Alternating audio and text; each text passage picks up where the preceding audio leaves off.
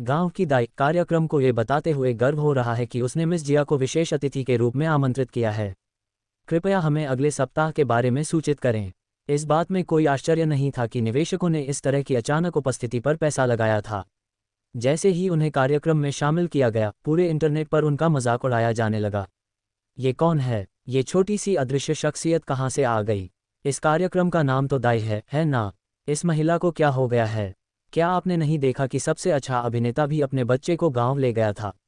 ये छोटी सी पारदर्शी शख्सियत कहाँ से आई? कार्यक्रम में शामिल होने की हिम्मत कैसे हुई? मैं तो हैरान रह गया।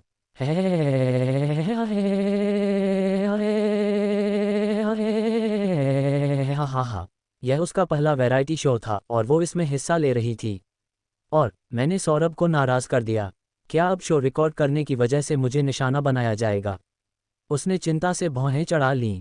उसके बगल में बैठी मैनेजर ने मन ही मन सोचा, क्या तुम्हें अंदाज़ा भी नहीं है कि तुम्हें निशाना बनाया जाएगा? उसे समझ नहीं आ रहा था कि यह महिला अब तक कैसे बची रही। अगर उसके पास कोई उसकी रक्षा करने वाला न होता तो तस्क एंटरटेनमेंट इंडस्ट्री में उसके साथ न जाने कितनी बार खिलवाड़ हुआ होगा। ठीक है, उसने मन ही मन सोचा, लेकिन उसने और कुछ कहने की हिम्मत नहीं की। उसने खुद को दिलासा दिया, देखो, सौरभ के कुछ समय पहले दूसरे आदमी से लड़ने की खबर भी नहीं फैली है। इससे साबित होता है कि तुम्हारा बचपन का दोस्त काफ़ी काबिल है। ऐसा नहीं था कि जिया नहीं चाहती थी कि उसकी पिटाई की खबर बाहर आए, लेकिन दूसरी तरफ ये सच था कि लड़ाई उसने ही शुरू की थी। प्रोडक्शन टीम के पास सर्विलांस कैमरे थे। अगर खबर बाहर आती तो ये पूरी तरह से बेकार हो जाता। इसलिए उसके पास अपनी शर्म को निगलने और पिटाई के बारे में चुप रहने के अलावा कोई चारा नहीं था। अपने मैनेजर की दिलासा भरी बातें सुनकर उसने राहत की सांस ली। ये सच था, सौरभ कितना भी बोल्ड क्यों ना हो, वह लाइव वैरायटी शो के सामने खुलेआम कुछ करने की हिम्मत नहीं करेगा। और वह सिर्फ सौरभ था। जब तक वह किसी असली बड़े आदमी को नाराज नहीं करती, तब तक उसे शानदार वापसी करने का भरोसा था। और यह वैरायटी शो एक बहुत अच्छा मौका था। अगली सुबह, भले ही एरिक तैयार नहीं था, उसे स्थिति की गंभीरता पता थी। उसने नींद में डूबी छोटी बच्ची को बिस्तर से उठाया और उसके बाल कंघी करने के लिए उसे एक छोटे स्टूल पर बिठा दिया। पिछली सीख के बाद एरिक ने पहले ही उसके लिए खूबसूरती से जूड़ा बना दिया था। गांव के माहौल को देखते हुए एरिक ने अपनी जीभ दांतों के बीच दबाए। उसे बस यही लगा कि यह बेवकूफ़ सौरभ बहुत बोर हो रहा है। अगर वह गांव जा रहा था तो वह अपनी बेटी को साथ क्यों ले जाएगा? हालांकि वह कितना भी गुस्सा क्यों न हो, दूसरा पक्ष अभी भी राजधानी में था। एरिक के पास पैसे खर्च करने की कोई जगह नहीं थी, इसलिए वह सिर्फ बच्चे को तैयार करने में मदद कर सकता था। छोटी स्कर्ट, स्कार्फ, जूते और तरह तरह का सामान 2 बड़े बक्सों में भरा हुआ था। युवराज ने दरवाजे के पीछे से अपना सिर बाहर निकाला और हैरान हुए बिना नहीं रह सका। भाई एरिक, क्या आपको यकीन है कि आप वैरायटी शो में हिस्सा ले रहे हैं और टूर पर नहीं जा रहे हैं? टूर ऐसा नहीं होता है ना? ये देखकर कि एरिक अभी भी नाटक करने वाला था, फैजान, जो उसके बगल में था, उसने जल्दी से उसे टोका और घबराकर कहा, एरिक, हे भगवान एरिक। उसने ध्यान से कहा, सेक्सी टीममेट, मैं तुम्हें मेरे साथ ट्रेनिंग करने के लिए दिल से इनवाइट करता हूँ। एरिक ने कहा, मैं नहीं जा रहा। मेरे पास टाइम नहीं है। क्या तुमने नहीं देखा कि वह अपनी बेटी के कपड़े पैक करने में मदद कर रहा था? ये सुनकर फैजान ने अपने होंठ सिकोड़ लिए। जब वह पास गई तो उसने युवराज को खींचा, जो अभी भी देख रहा था, और कहा, ठीक है, देखना बंद करो। परिवार वाले लोग सच में अलग होते हैं। उसने सोचा कि भाई एरिक पहले कितने बेफिक्र और आज़ाद हुआ करते थे। आखिर उनके भाई एरिक के साथ ऐसा क्या हुआ था कि वह ऐसे हो गए? क्या ये प्यार था? उन्होंने सोचा था कि एरिक ने 2 बड़े बक्से भर दिए, ये पहले से ही काफ़ी ज़्यादा था। आखिर में उन्हें उम्मीद नहीं थी कि इससे भी ज़्यादा कुछ होगा। जब 4 नरसिंह पिता दौड़कर आए तो उनमें से हर एक के पीछे एक चमचा था। ओह, दूसरे टीहा, मोहित, जो किसी को साथ नहीं लाया था। बाकी तीनों दूसरों से ज़्यादा बड़ा चढ़ाकर बातें कर रहे थे। वे पहले से ही अपने बीच के चमचों से काफ़ी परिचित थे। Special assistant Suhail, special assistant Neeraj और उनका मैनेजर। जब वे तीनों एक साथ जमा हुए तो यह एक दयनीय नज़ारा था। स्पेशल असिस्टेंट सुहेल को देखकर मैनेजर बहुत नाखुश था। वह अब भी यह नहीं भूल पाया था कि जब वह ध्यान नहीं दे रहा था तो दूसरे पक्ष ने बच्चा छीन लिया था। उसने सामान एक तरफ रखा और व्यंग्य से कहा, क्या तुम्हारे जैसा स्पेशल असिस्टेंट जिसके पास रोज इतने सारे काम होते हैं, सूटकेस उठाने में मदद करने आया है? स्पेशल असिस्टेंट सुहेल ने उसकी तरफ देखा। वह इस आदमी का व्यंग्य कैसे नहीं सुन सकता था। वे स्पेशल असिस्टेंट इसलिए थे क्योंकि वे हॉल में काम कर सकते थे और किचन में खाना बना सकते थे, है ना? सीईओ का स्पेशल असिस्टेंट एक ईंट जैसा था। उसे जो भी चाहिए होता था वह उठा सकता था। सीधी बात, स्पेशल असिस्टेंट ऑलराउंडर खिलाड़ी होते हैं। ये फिर से 3 लोगों का एक जाना पहचाना गैंग और जाने पहचाने चमचे थे। इतने सारे लोगों को देखकर एरिक सुन्न हो गया था। केएफसी और एचएल टीम के सदस्य जो मुफ्त का खाने आए थे, उन्होंने इस ग्रुप को देखा और हैरानी से कहा, वह आदमी सौरभ है ना? यह क्या बकवास है। एक और है जिसे मैंने ट्रेंडिंग सर्च में कई बार देखा है। बीजिंग का वह मेडिकल जीनियस है ना?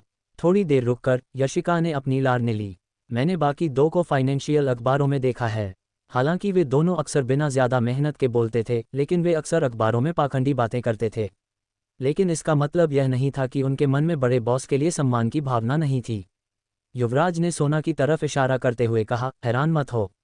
क्या तुमने उस बच्ची को देखा? यशिका ने हैरानी से सिर हिलाया। हाँ, मैंने उसे देखा। याद रखना, जिंदगी का विनय उसके जैसा दिखता है। केएफसी के सदस्य, जो बच्चे अचानक पकड़े गए थे, उनकी आंखें कमरे में भरे हुए लोगों को देखकर चमक उठीं। सौरभ का खूबसूरत चेहरा, जो एक पेंटिंग जितना सुंदर था, उस छोटी बच्ची के सामने थोड़ा बड़ा हो गया। उसकी आंखें चांद की तरह मुड़ी हुई थीं, और जब वह मुस्कुराया तो उसके साफ सुथरे चेहरे पर एक अजीब सी सुकून देने वाली भावना थी। उसने दूसरे व्यक्ति का चेहरा पकड़ा और पूछा, नहीं, क्या तुमने मुझे याद किया? सोना, अंकल। सौरभ की मुस्कान तुरंत टूट गई। मुझे डैड कहो। सोना हैरान रह गई। अंकल। उसने उसे अंकल कहा और वह इसे बिल्कुल बदल नहीं पाए। उसने उसे खुशी खुशी अंकल कहा, जिससे सौरभ लगभग वहीं चुप हो गया। वह अब और बर्दाश्त नहीं कर सका। उसने अपने कान बंद कर लिए और उस छोटी बच्ची को घूरा। बदतमीज बच्ची। सोना ने अपने होंठ सिकुड़े और पापा शेन की बाहों में कूदने के लिए मुड़ गई। सौरभ, धत तेरे की। जब याशिका ने लोगों के ग्रुप के बीच बातचीत देखी तो उसे आखिरकार समझ आया कि युवराज का क्या मतलब था जब उसने कहा था, जिंदगी की विनय उसके जैसी दिखती है। ये सारे टॉप टियर अमीर और ताकतवर लोग उसके साथ थे। क्या वह जिंदगी की विनय नहीं थी? भाई, याशिका खुद को जिज्ञासु होने से नहीं रोक पाए। उसने युवराज को खींचा। मुझे सच सच बताओ, इस बच्ची की पहचान क्या है? एरिक को पिता कहना एक बात थी, लेकिन बाकी लोगों के साथ क्या चल रहा था?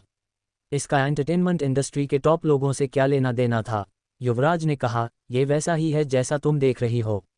जैसे ही वे दोनों फुसफुसा रहे थे, फैजान, जो छोटी लड़की के बिस्तर पर कपड़े ठीक करने में मदद कर रहा था, अचानक हैरानी से चिल्लाया, अरे भाई एरिक, तुम्हें अपने सूटकेस से इतनी खूबसूरत लड़की की इतनी सुंदर तस्वीर कहाँ से मिली? उसने शोर मचाते हुए जोर से चिल्लाया, जिससे सबका ध्यान उसकी ओर गया। युवराज आगे बढ़ा और तस्वीर देखी। ये कहना होगा कि वह सच में एक खूबसूरत लड़की थी। अपनी चमकदार आंखों और सफ़ेद दांतों के साथ वह स्वाभाविक रूप से आकर्षक थी। अरे भाई, ये कौन है? क्या ये तुम्हारी गर्लफ्रेंड है? युवराज ने अपनी थोड़ी छुई और फोटो में गोरी और सुंदर लड़की को देखा। ऐसा लग रहा था जैसे उसे प्यार हो गया हो। उसने एरिक को खींचा और खुद से बड़बड़ाए बिना नहीं रह सका। सच कहूं तो जब मैंने अभी इस खूबसूरत लड़की को देखा, मैंने तो अपने बच्चों के नाम भी सोच लिए हैं। एरिक की पलकें थोड़ी फड़कीं। वह लगभग जोर से गाली देने ही वाला था। जैसे ही एरिक इस बेवकूफ़ को रोकने के लिए कुछ कहने वाला था, उसके बगल में खड़े साहिल सूर्यवंशी ने अचानक मतलब भरी आवाज़ में कहा, आप किसी किताब को उसके कवर से जज नहीं कर सकते। कुछ लोग कुत्ते जैसे दिख सकते हैं, लेकिन असल में वे अकेले में अयाश होते हैं। उसके शब्दों का मतलब एरिक के लिए बहुत साफ था। हालांकि युवराज की जिज्ञासा उसके कुछ छोटे वाक्यों से बढ़ गई। यहाँ तक कि बड़े बॉस के लिए उसका सम्मान भी थोड़ा कम हो गया। उसने जल्दी से पूछा, क्या हुआ? साहिल सूर्यवंशी ने अपना मुंह खोला, लेकिन इससे पहले कि वह कुछ कह पाता, उसकी गोद में बैठे छोटे मोटे बच्चे ने अपना छोटा सा चेहरा उससे रगड़ा। थोड़ी खुजली हुई। उस आदमी ने अपनी आंखें नीचे की और सोना का चेहरा नोचा। उसकी आवाज़ नर्म हो गई, क्या तुम्हें डैडी की याद आती है? मैं? हाँ, छोटी लड़की ने बिना किसी झिझक के कहा। उसकी बिल्ली जैसी आंखें बिना किसी छिपाव के तारीफ से भरी थीं। यश सिन्हा और मोहित, 2 भाई जो मुसीबत में थे, एक दूसरे को देखे बिना नहीं रह सके। दोनों को एक ही समय पर अजीब लगा। वही साहिल सूर्यवंशी और उसकी बेटी ने थोड़ी देर तक खेला। युवराज के सवाल पूछने पर उसने एरिक की तरफ मतलब भरी नज़र से देखा और हल्की मुस्कान के साथ कहा, मैं कॉलेज में एक छोटी लोली से मिला था।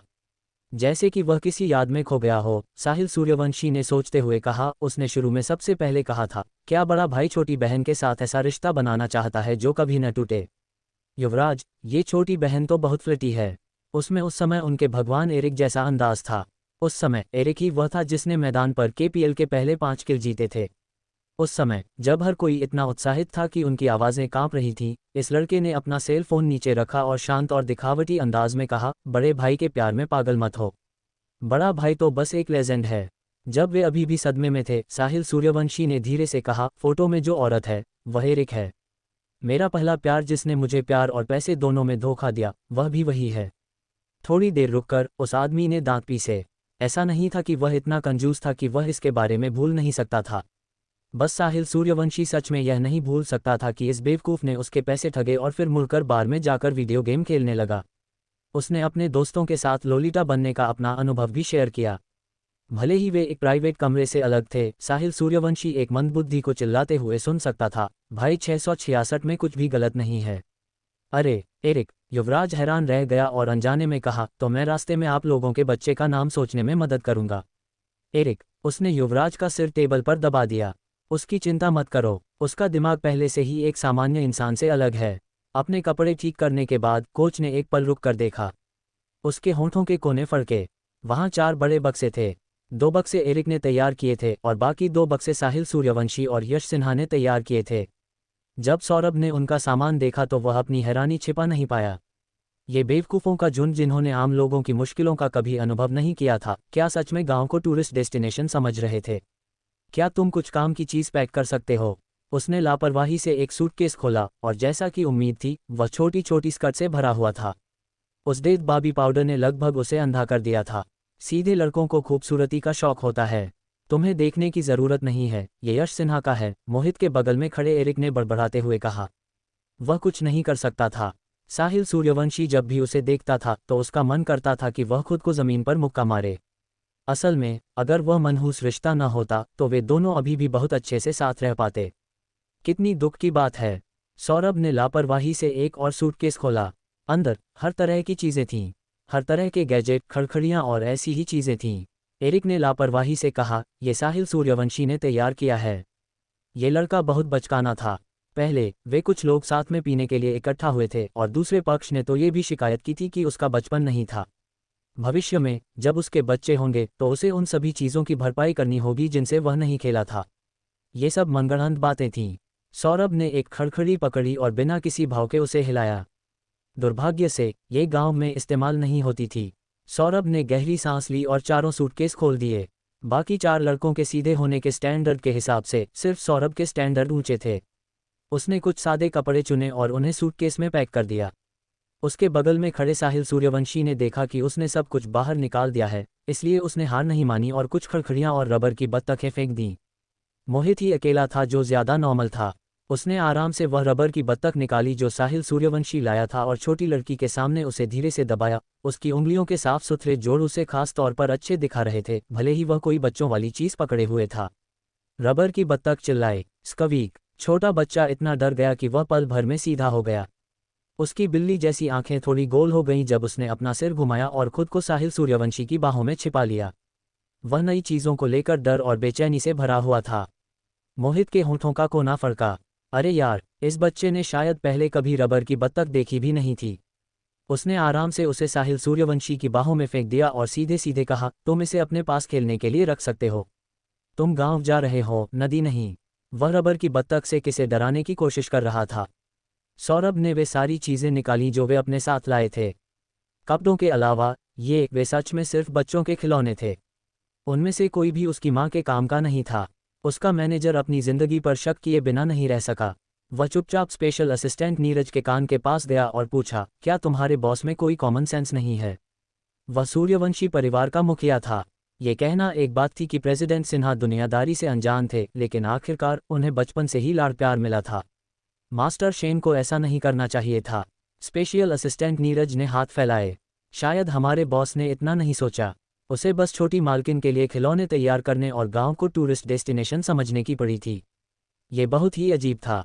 उसका मैनेजर अपनी जिंदगी पर शक किए बिना नहीं रह सका। कमरे में फैली गंदगी को देखकर सौरभ के होंठों का कोना फड़का। उसने चारों बक्सों में छानबीन की थी, लेकिन उसने उनमें से किसी का भी इस्तेमाल नहीं किया था। उसके मैनेजर ने कई बड़ी स्थितियों को संभाला था और दूसरे स्पेशल असिस्टेंट्स ने भी, लेकिन एलिट लोगों से भरा कमरा एक दूसरे को देखने लगा और थोड़ी देर के लिए खामोश हो गया। सौरभ ने सूटकेस को लात मारी और अपने तैयार किए छोटे सूटकेस को देखा। उसके होंठों के कोने हल्के से ऊपर उठे। वह अचानक आत्मसंतुष्ट हो गया। मैं तुम्हें आसान शब्दों में बताता हूँ। प्रोग्राम टीम कुछ ही मिनटों में यहाँ होगी। अगर तुम किसी को बुलाकर हवाई जहाज से भी बुलाओगे तो भी कोई फ़ायदा नहीं होगा। उसके होंठों का कोना फड़का। गांव में कुछ नहीं है। तुम ढेर सारे कपड़े और एक हथौड़ा ला सकते हो। एलिट लोग खामोश हो गए। उद्धरण चिन्ह डॉट डॉट डॉट उद्धरण चिन्ह ICOL। सौरभ ने सोना की तरफ देखा जो उससे दूर थी और अनजाने में अपने फ़ोन पर पकड़ मजबूत कर ली। तो अगर प्रोग्राम टीम को कमरों में बांटा जाता है? उसने अजीब तरह से पूछा, क्या तुम उनके साथ जाना चाहती हो या मेरे साथ? सोना को बिना किसी झिझक के साहिल सूर्यवंशी के पीछे जाते देखकर सौरभ का चेहरा काला पड़ गया। वह उसे याद दिलाए बिना नहीं रह सका, वे अपने साथ कुछ भी नहीं लाए हैं। इन 3 गरीब और सादे लोगों के पीछे जाने का क्या फ़ायदा? उद्धरण चिन्ह डॉट डॉट डॉट उद्धरण चिन्ह। तीनों गरीब और सादे लोगों को कुछ मतलब समझ में आया। असल में सौरभ झूठ नहीं बोल रहा था। मोहित अपने साथ कुछ नहीं लाया था। वह इतना गरीब था कि उसके पास सिर्फ कपड़े थे। बाकी 2 भी कुछ न लाने के मामले में उससे अलग नहीं थे। जैसा कि उम्मीद थी, सोना ने अपनी गोल बिल्ली जैसी आंखों से बाकी 3 डैडी को देखा और गहरी सोच में पड़ गई। यश सिन्हा की भौहें थोड़ी सी सिकुड़ीं। यकीन न होने पर उसने छोटी लड़की की कलाई पकड़ी और कहा, तो क्या हम तैयार कपड़े नहीं खरीद सकते? सौरभ ने ताना मारा, क्या तुमने नहीं सुना कि गांव का प्यार किस तरह की जगहें चुनता है? यह एक मेहनती थीम वाली प्रोग्राम टीम थी। वे कुछ भी कैसे खरीद सकते थे? अगर वे खरीदते भी तो वे बहुत दूर होते। सौरभ की बात सुनकर पूरा कमरा फिर से शांत हो गया। सोना ने अपनी गर्दन सिकुड़ी और साहिल सूर्यवंशी की बाहों से निकल गई। उसने सौरभ की जांघ को कसकर पकड़ लिया और छोड़ने से मना कर दिया। बच्चों जैसी आवाज में उसने कहा, डैडी डैडी डैडी। ये पहली बार था जब छोटी लड़की ने उसे डैडी कहा था। आदमी के होंठों के कोने हल्के से ऊपर उठे और उसकी खूबसूरत आंखें चांद के आकार की हो गईं। उसके चेहरे पर एक बहुत ही साफ और सुंदर मुस्कान थी। सोना ने उसके खुशमिजाज को नोटिस नहीं किया। उसने बस सोचा कि डैडी दुनिया में सबसे अच्छे हैं। 5 में से हमेशा एक भरोसेमंद पिता होता है। यश सिन्हा और साहिल सूर्यवंशी ने देखा कि इस छोटी गद्दार ने उन्हें इतनी आसानी से धोखा दे दिया। उन्होंने दांत पीसे और सौरभ के सामने छोटी लड़की को कई बार घूरा। कितनी बेरहम छोटी चीज है। साहिल सूर्यवंशी ने अपना हाथ बढ़ाकर उसकी गर्दन के पीछे पकड़ा। उसकी खूबसूरत आड़ू जैसी आंखें थोड़ी सिकुड़ गईं और उसने अनिच्छा से पूछा, तुम दूध वाली माँ हो? उस कहावत का क्या हुआ कि बेटियां सब रूई की जैकेट होती हैं? आखिर में ये रूई की जैकेट मुड़ी और सौरभ के साथ भाग गई। वे दोनों गुस्से से मरने वाले थे। आखिर में मोहित से और बर्दाश्त नहीं हुआ। वह एचएल मेंबर्स के सामने शांत हो गया और एक बहुत ही बेवकूफ़ी भरा सुझाव दिया, अब सामान खरीदने में तो पक्का बहुत देर हो गई है। क्यों ना हम पहले वो चीज़ें ले लें जो उनकी टीम ले सकती है और इमरजेंसी के तौर पर इस्तेमाल करें। एरिक, युवराज, कोच और दूसरे लोग, ये सुनो, क्या यह इंसानी भाषा थी? उनके सामान का इस्तेमाल इमरजेंसी के तौर पर करने का क्या मतलब था? हे भगवान, इससे पहले कि युवराज कुछ कहता, एरिक ने उसका मुंह बंद कर दिया और शांति से कहा, तुम लोग इसे ले लो। अपनी बेटी की खातिर भले ही वह तैयार नहीं था, वह इन 4 लोगों को, जिनमें कोई कॉमन सेंस नहीं था, रास्ते में ऐसी घटिया चीज़ें ले जाते हुए नहीं देख सकता था। क्या होगा अगर वे रास्ते में भूख से मर गए? थोड़ी देर रुककर उसने कहा, इसे लेने के बाद तुम लोग आपस में बात कर लेना कि खर्च कौन देगा। आखिरकार वे सच में बहुत गरीब थे। तुम्हारी सुपर पॉपुलर बैटल टीम को भाड़ में जाए। कौन सी सुपर पॉपुलर बैटल टीम कभी गरीब रही है? एरिक के आसपास होने पर बेस के कितने भी लोग रोते, कोई फायदा नहीं होता। एंटरटेनमेंट रिपोर्टर जो दरवाजे पर बैठे जासूसी कर रहे थे, एचएल टीम के सदस्यों की दर्दनाक चीखें सुनकर गहरी सोच में पड़ गए। क्या ऐसा हो सकता है कि गॉड एरिक की ट्रेनिंग की हालत इतनी खराब थी कि उसने गुस्से में अपने टीम के साथियों को रुला दिया? जब यश सिन्हा और साहिल सूर्यवंशी, दोनों स्पेशल असिस्टेंट, लड़ने लगे तो 10 मील के दायरे में घास का एक तिनका भी नहीं बचा। क्लब पूरी तरह से साफ हो गया। बस एचएल और केडीजे टीम के सदस्य एक दूसरे को हैरानी से देख रहे थे। यशिका का मुंह टेढ़ा हो गया और उसे दया आ गई।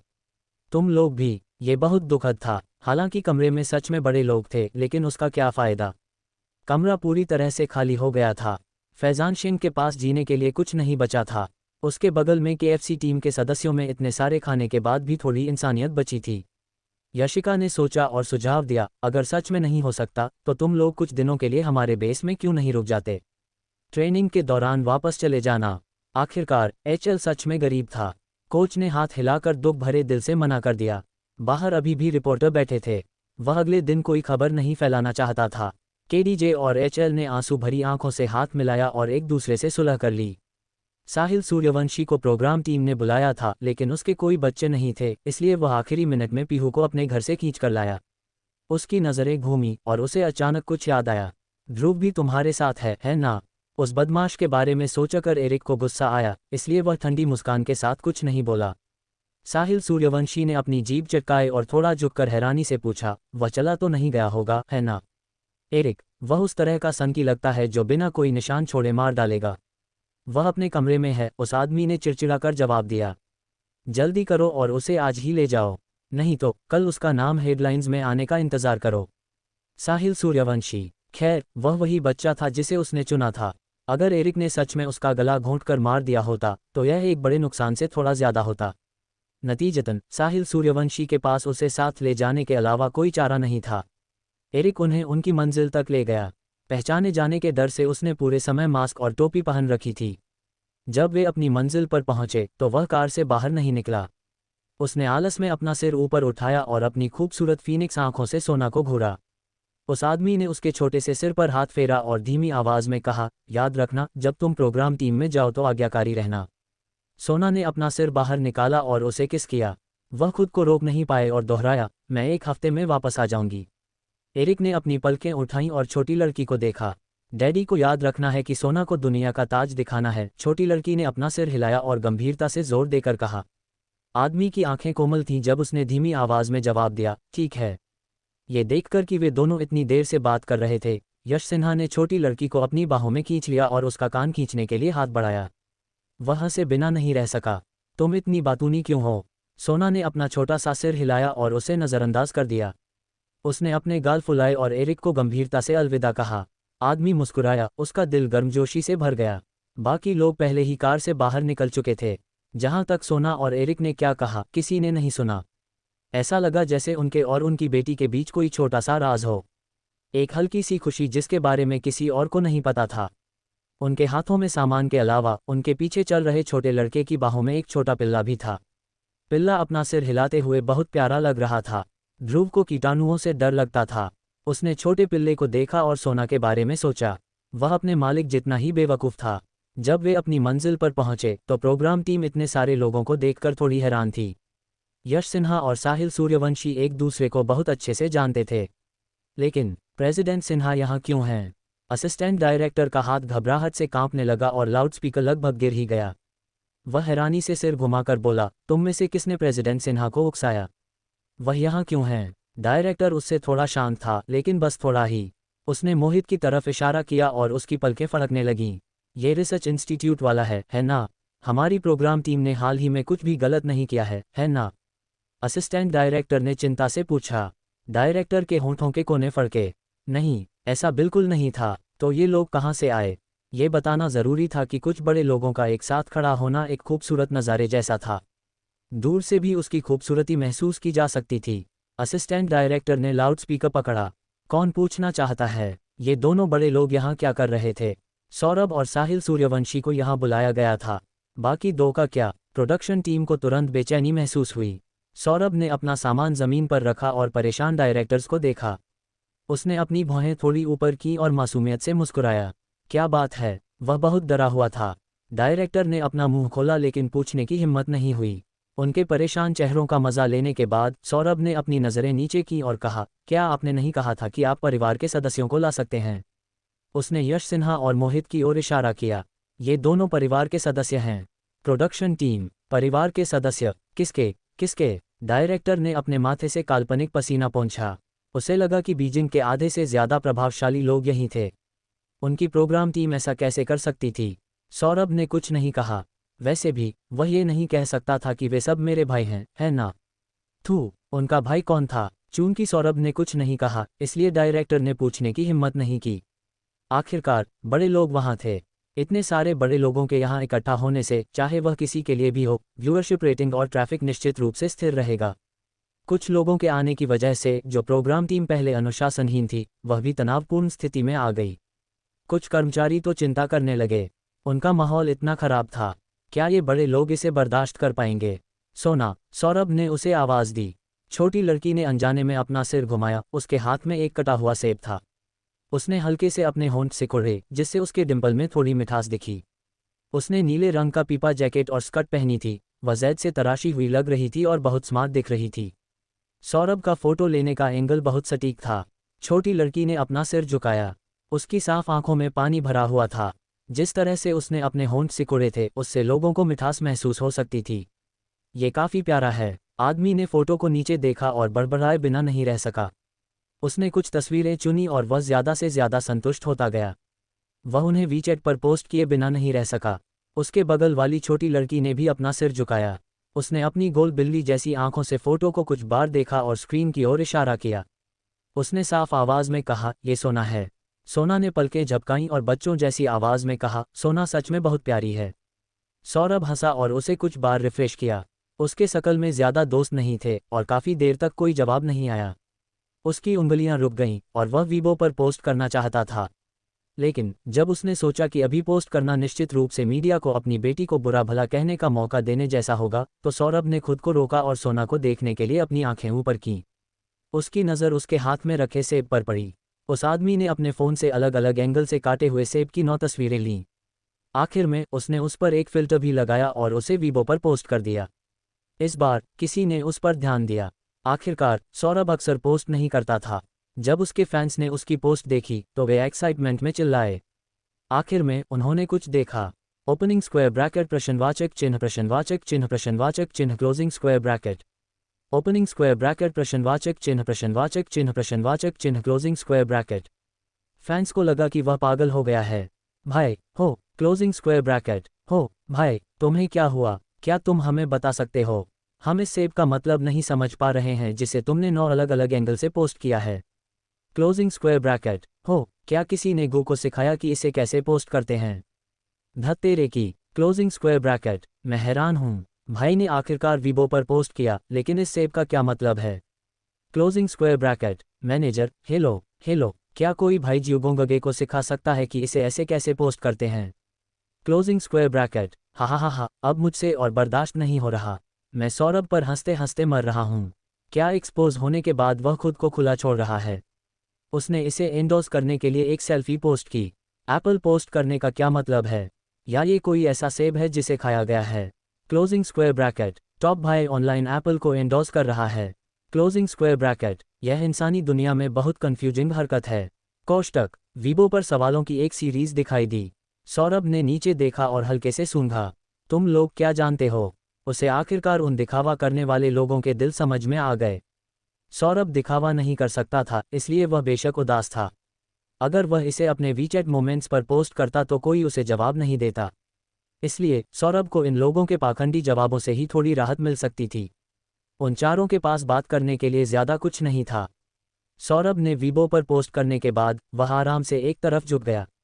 जब वे पहुंचे तो शर्मा परिवार और ये परिवार की कारें एक के बाद एक आईं। नौकर के सामान जमीन पर रखने के बाद सौरभ की पलकें थोड़ी फड़कीं। जैसा कि उम्मीद थी, ये दोनों बाप बेटे भी बहुत सारा सामान लाए थे। लग्जरी कार से निकले दोनों युवा मालिक बेशक अच्छे दिख रहे थे।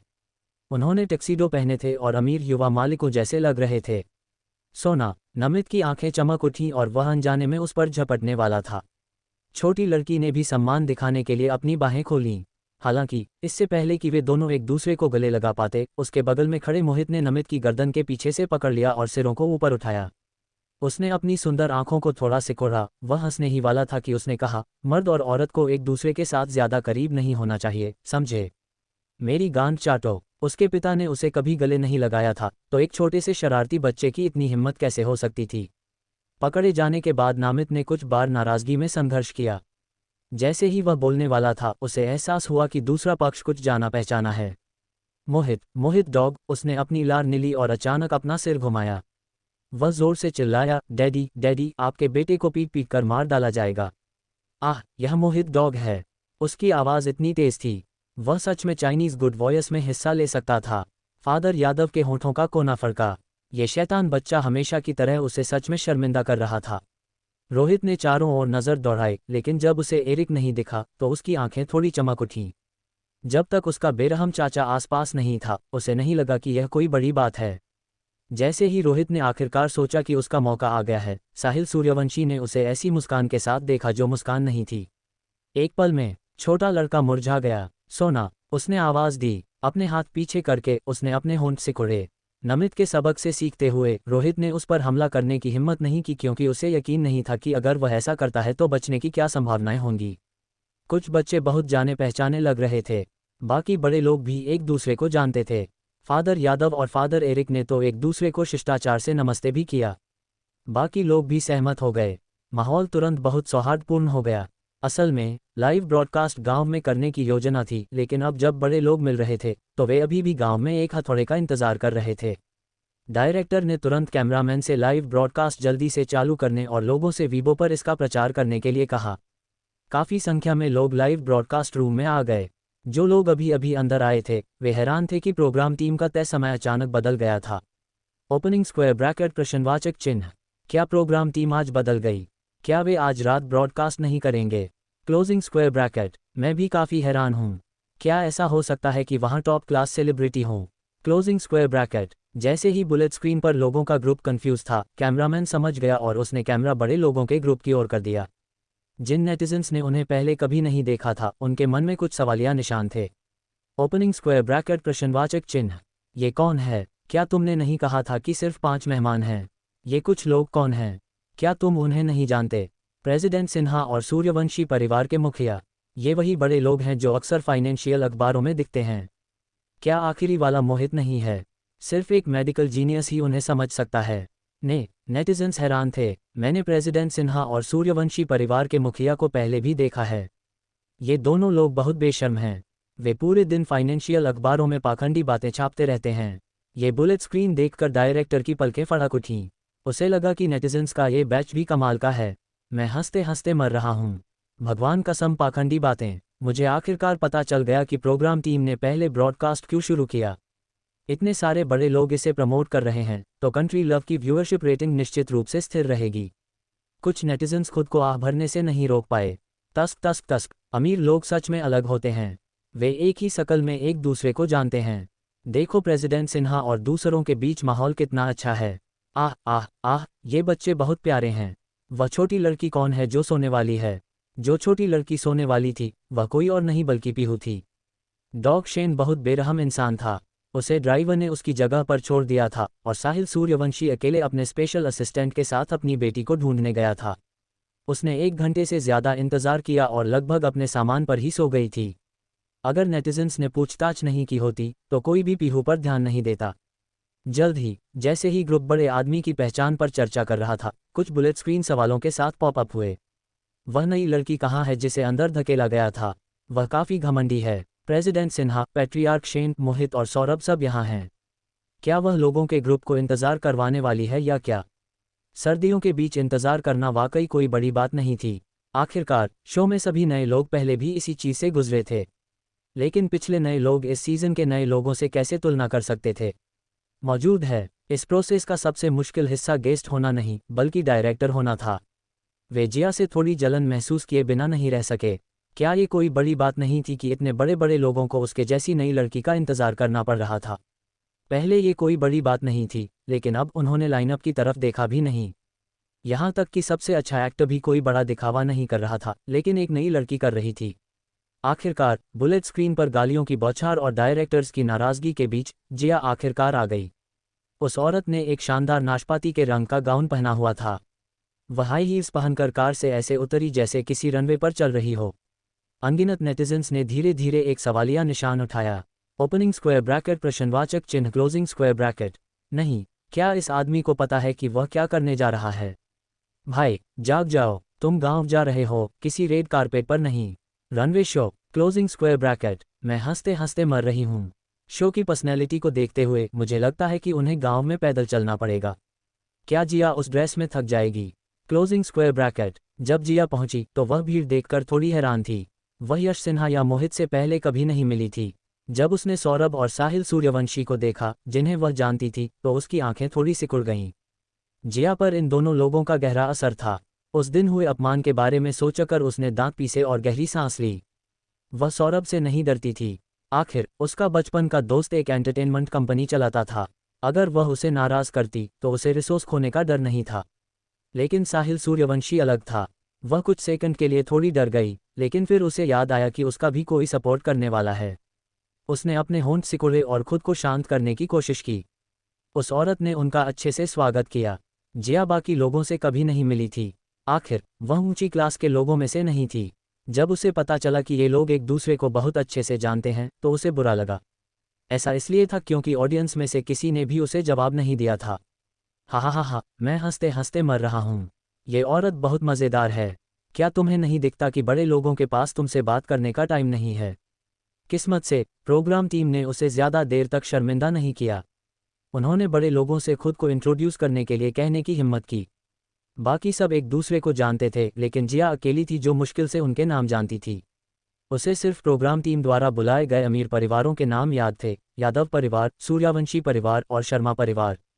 जहां तक यश सिन्हा और मोहित की बात है, उसने उनके बारे में कभी नहीं सुना था और प्रोग्राम टीम ने यह नहीं बताया कि वे कौन थे, इसलिए जिया ने स्वाभाविक रूप से उन्हें नज़रअंदाज कर दिया। नमितनियन इतना शर्मिंदा था कि वह सोना के बगल में बैठना चाहता था। यश सिन्हा ने उस पर एक नज़र डाली और उसे रोका नहीं। आखिरकार वह सिर्फ एक बच्चा था, वह कोई खतरा नहीं था। सोना आज बहुत सुंदर लग रही है।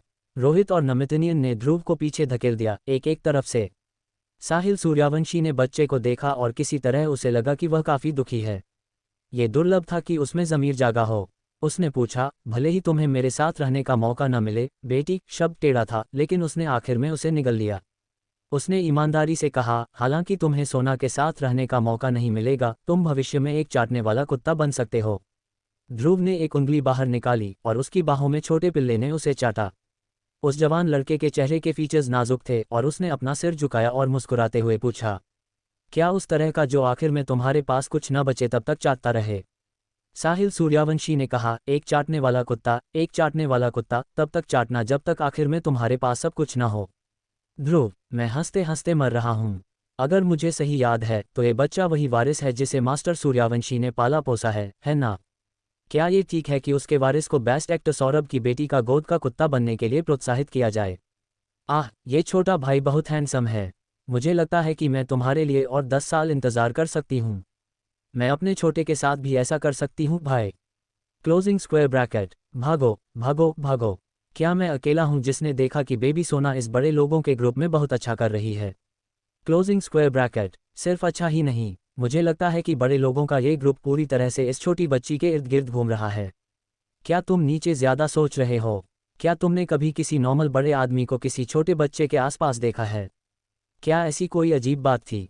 वह नेटिजन बस ऐसे ही कह रहा था, इसलिए स्वाभाविक रूप से उसने इसे गंभीरता से नहीं लिया। देखो, सोना किसके साथ अच्छा नहीं कर सकती। मुझे लगता है कि यह छोटी बच्ची किसी भी स्थिति में अच्छा कर सकती है।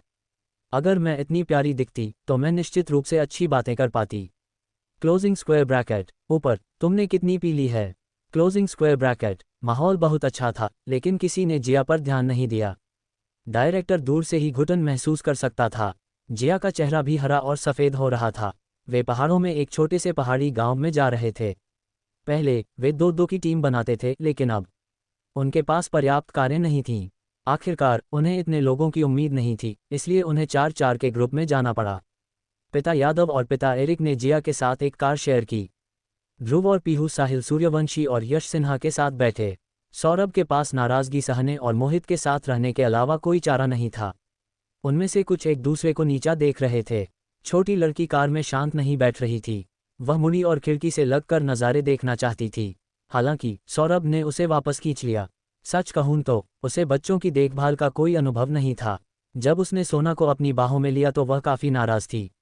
ये देखकर कि छोटी लड़की कुछ बुरा बोलने वाली है, मोहित, जो उसके स्वभाव को अच्छी तरह जानता था, ने उसे घूरा और सीधे पूछा, क्या तुम कीड़ा हो? क्या तुमने अपना शरीर मोड़ा? ठीक से बैठो। सोना इतनी डर गई कि वह अंदर ही तुरंत ही वह मुर्गी की तरह शांत हो गया। शायद यही एक प्यारे पिता और एक सख्त माँ के बीच का फर्क था। सौरभ, उसने अपनी गोद में बैठे छोटे बच्चे को देखा जो शांत हो गया था और वह खुद के बारे में सोचने से खुद को रोक नहीं पाया। क्या वह बच्चे के साथ ज़्यादा नरमी बरत रहा था? नहीं तो वह छोटा बच्चा उससे डरता क्यों नहीं था? कभी कभी लोगों की खुशियां और दुख आपस में जुड़े होते हैं। सौरभ कार में अपनी जिंदगी पर शक कर रहा था और जिया की हालत थोड़ी अजीब थी। जब उसे 2 बच्चों के साथ कार शेयर करने को कहा गया तो जिया काफ़ी खुश थी। आखिरकार बच्चों के साथ डील करना आसान था। जब वह गांव में होगी तो उसे इस बात की चिंता क्यों होगी कि कोई उस पर ध्यान नहीं देगा। इस तरह जिया ने कार में काफ़ी समय एक बहाना सोचने में बिताया। जब आखिरकार उसने हिम्मत जुटाकर अपना परिचय दिया तो उसके बगल में बैठा एक प्यारा सा छोटा लड़का उम्मीद के मुताबिक उससे बात करने लगा।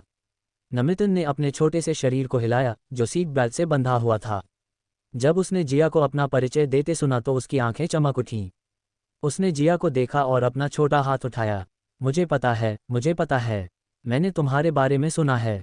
जिया जानती थी कि यादव परिवार एक अमीर परिवार है, इसलिए जब उसने नमितन को ये कहते सुना कि वह उससे मिल चुका है तो उसकी आंखें भी चमक उठीं। उसने विनम्र होने का नाटक किया और वापस पूछा, सच में? उस औरत ने शर्माते हुए जवाब दिया, मैं भी इतनी मशहूर नहीं हूं। नमित ने सिर हिलाया, नहीं नहीं नहीं, मैं तुमसे सच में पहले मिल चुका हूं। उसने कहा, क्या मेरे पिता ने मायरा की जगह लेने के लिए प्रोडक्शन क्रू में एक औरत को नहीं रखा था? यादव परिवार का बिजनेस बहुत सी जगहों पर फैला हुआ था, इसलिए उसके जैसे बच्चे के लिए ऐसे मामलों में शामिल होना नामुमकिन था। उसने यह बात कुछ समय पहले ही अपने पिता से लिविंग रूम में सुनी थी, इसलिए उसने लापरवाही से यह बात जोर से कह दी। आखिर में अगर उसने यह नहीं कहा होता तो कोई फर्क नहीं पड़ता। जैसे ही उसने ये कहा, बुलेट स्क्रीन पर नेटिजन्स भड़क गए। फक, मैं सोच रहा था कि मायरा ने बीच में अपना कैरेक्टर क्यों बदल दिया, जबकि वह इतनी अच्छी एक्टिंग कर रही थी। ये औरत कमाल की है। क्या बैकग्राउंड। फक, वह तो बेस्ट एक्ट्रेस को भी बदल सकती है। कैपिटलिस्ट बकवास, उसने हमारी बेस्ट एक्ट्रेस का फीमेल लीड रोल चुरा लिया। फक, क्या उसे कुछ ब्लू लोट्स मिल सकता है? मुझे बहुत गुस्सा आ रहा है। मैं सोच रहा था कि मेरी बहन इतनी अच्छी एक्टिंग क्यों कर रही थी और अपना कैरेक्टर क्यों बदल रही थी। मायरा के फैंस को पहले ही शक हो गया था कि कुछ गड़बड़ है, लेकिन बिना किसी सबूत के उनके लिए इधर उधर देखना अच्छा नहीं था। अब जब उन्होंने यह बात नमित से सुनी तो बुलेट स्क्रीन गालियों से भर गई। रोहित को भी इस इंसान के बारे में पता था। उसने बीच में कहा, मुझे याद है कि मेरे पापा ने भी फिल्म में इन्वेस्ट किया था। डायरेक्टर ने मेरे पापा को एक्टर्स दिखाए थे। उस समय रोहित लिविंग रूम में अपने माता पिता के मिक्स्ड डबल्स देख रहा था। उसने गलती से जिया का ट्रेलर देख लिया था। रोहित ने अपने होंठ सिकोड़े। मुझे भी याद है, आखिर उसने काफी बेवकूफ़ कैरेक्टर निभाया था। जिया, उसका खूबसूरत चेहरा तुरंत ठंडा पड़ गया। ऐसा लगा जैसे किसी ने उसके दिल में चाकू घोंप दिया हो। ये देखकर कि जिया ठीक नहीं लग रही थी और उसे दुख न हो, नमित ने रोहित का हाथ खींचा और कुछ सोचने के बाद सावधानी से कहा, हालांकि तुम्हारी एक्टिंग काफ़ी बेवकूफ़ी भरी थी, तुम्हारा अंडरवियर का कमर्शियल काफ़ी अच्छा था। जिया, उसका दिल टूट गया। ये बच्चा कहाँ से आया है जो लोगों को इतना दुख पहुंचा रहा है? बुलेट कमेंस, हा, मैं हंसी से मर रहा हूँ, हा, मैं हंसी से मर रहा हूँ। ये दोनों बच्चे बहुत टैलेंटेड हैं। इनमें से हर कोई मुझे बेवकूफ़ कह रहा है। मैं हंसी से मर रहा हूँ, हा, धत तेरे की। वे जिया के घावों पर नमक छिड़क रहे हैं। मुझे वह लॉन्जरी कमर्शियल देखकर बहुत मज़ा आया। मुझे नहीं पता था कि जिया ने पहले लॉन्जरी कमर्शियल किए हैं। ये दोनों बच्चे इतने मज़ेदार क्यों हैं? तुम क्या बकवास कर रहे हो? क्या तुम नहीं देख सकते कि जिया का चेहरा कितना उदास है? हा, बकवास। ये दोनों बच्चे बहुत ज़्यादा हैं, बहुत ज़्यादा। पूंजीपतियों के बच्चे सच में आम लोगों से अलग होते हैं। Closing square bracket. रोहित और नमितनियन ने जिया को लगभग बेच ही दिया था। हालांकि दोनों बच्चों को अभी तक एहसास नहीं हुआ था कि उन्होंने क्या गलत किया है। जिया इतनी गुस्से में थी कि उसे लगभग अंदरूनी चोटें आ गई थीं। हालांकि उसके पास इसे सहने के अलावा कोई चारा नहीं था। फादर यादव और फादर एरिक, जो उसके बगल में खड़े थे, वे भी एक पल के लिए हैरान रह गए। फिर उन्होंने बिना किसी झिझक के दोनों छोटे शैतानों को थप्पड़ मार दिया। फादर एरिक, बेवकूफ़ों। Father Yadav, underwear. उन अपमानजनक शब्दों को सुनो। उन्हें इस बात की परवाह नहीं थी कि दोनों छोटे शैतानों ने जिया को बेनकाब कर दिया था। वे बस इस बात से गुस्सा थे कि दोनों छोटे शैतान इतने छोटे थे कि उनके मुंह से पहले ही खुशबू आ रही थी। गाड़ी से उतरने के बाद रुक पहाड़ के नीचे रुक गया। शुक्र है कि सौरभ ने दूरदर्शिता दिखाते हुए उन्हें ज्यादा सामान नहीं ले जाने दिया। नहीं तो अगर वे पैदल ऊपर चढ़ते तो थक कर मर जाते। सौरभ सोना को गोद में उठाना चाहता था, लेकिन छोटी लड़की ने मना कर दिया। उसने अपना छोटा सा सिर उठाया और अपने हाथ पीछे कर लिए।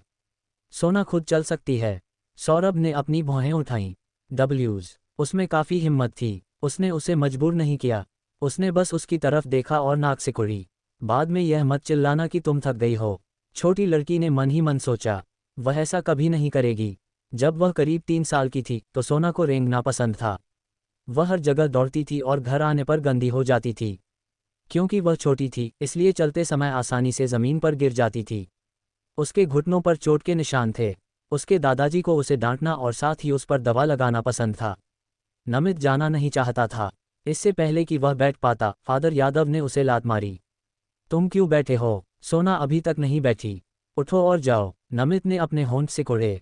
उसने अपने पिता की बात न मानने की हिम्मत नहीं की, इसलिए वह सिर्फ बेमन से अपने कूल्हों पर हाथ फेर कर पहाड़ पर चढ़ गया। उसे नहीं पता था कि प्रोग्राम टीम ने उसे कहाँ से ढूंढा था।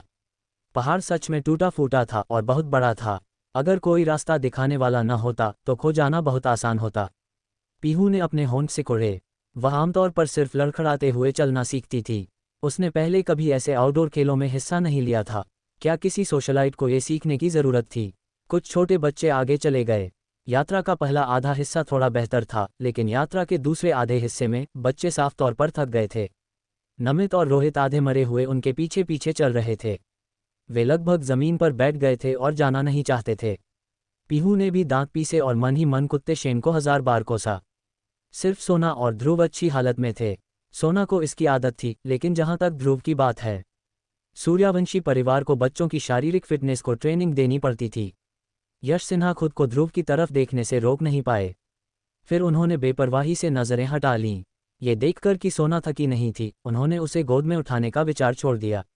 बच्चे को कुछ अनुभव मिलना अभी भी फायदेमंद था। फादर यादव ने अपने सूटकेस से मिनरल वाटर की कुछ बोतलें निकालीं और अपने आसपास के लोगों को दे दीं। उन्होंने जिया को नज़रअंदाज कर दिया, जो उनके पीछे चल रही थी। ऐसा नहीं था कि फादर यादव कंजूस थे, बल्कि वह उनसे इतनी पीछे थी कि उन्होंने उसे नोटिस ही नहीं किया। उनके आगे के लोग खुशी खुशी बातें कर रहे थे और हंस रहे थे। हालांकि जिया को परेशानी हो रही थी, क्योंकि इतनी देर तक चलने के बाद वह अपनी हाई हील्स में पहले से ही लंगड़ा रही थी। वह उतनी नाजुक नहीं लग रही थी जितनी वह पहली बार स्टेज पर आने पर लगी थी। मैं हंसते हंसते मर रही हूँ। हा, मुझे पता था। Closing square bracket. Film crew भी बहुत बुरा है। वे पहले से ही इतनी बुरी हालत में हैं, फिर भी वे जानबूझकर हमें क्लोजअप दे रहे हैं। हा, लेकिन मुझे ये पसंद है। Closing square bracket. सच कहूँ तो जिया ने डायरेक्टर का क्या बिगाड़ा था? क्या बदला लेने की ज़रूरत थी? Closing square bracket. जिया नखरे दिखा रही थी, जबकि कई बड़े लोग उसका इंतजार कर रहे थे। एक नई लड़की जिसे डायरेक्टर भी नाराज नहीं कर सकता था। क्या फिल्म क्रू इससे नाखुश नहीं होगा? Closing square bracket. क्या यही बात नहीं थी? बदला आने वाला था। सिर्फ इसलिए कि वे जिया को हरा नहीं सकते थे, इसका मतलब यह नहीं था कि वे चुपके से ऐसा नहीं कर सकते थे। प्रोग्राम टीम को इतनी दूर जगह कहाँ से मिली? सौरभ चलते हुए खुद से बड़बड़ाया। माहौल देखकर उसे घुटन महसूस हो रही थी। आधे रास्ते में सोना के पैर थक गए थे। हालांकि उसे ये भी पता था कि सामान उठाने की वजह से बड़े लोग उससे भी ज्यादा थके हुए थे। उसे उठाने के लिए किसी को ढूंढना तो और भी नामुमकिन था। ध्रुव, जो आगे चल रहा था, उसने देखा कि छोटी लड़की रुक रुक कर चल रही है। उसने उसके कसकर बंद होठों को देखा और अंदाजा लगाया कि वह बहुत थकी हुई होगी। उस जवान आदमी ने अपना सिर नीचे किया और छोटे पिल्ले को देखा, जो पहले से ही उसकी गोद में सो रहा था। उसे लगा कि वे दोनों सच में एक जैसे हैं। वे खाते थे, सोते थे और खाते थे। थक गई। मोहित, जो उसके पीछे चल रहा था, उसने नीचे देखा। जैसे ही वह पूछने वाला था कि क्या वह उसे गोद में लेना चाहता है, उसने देखा कि छोटी लड़की ने ध्रुव की शर्ट का कोना पकड़ लिया। मोहित, ध्रुव ने ही उसे ऐसा करने का इशारा किया था। छोटी लड़की ने धीरे से उसकी शर्ट का कोना पकड़ने की कोशिश की।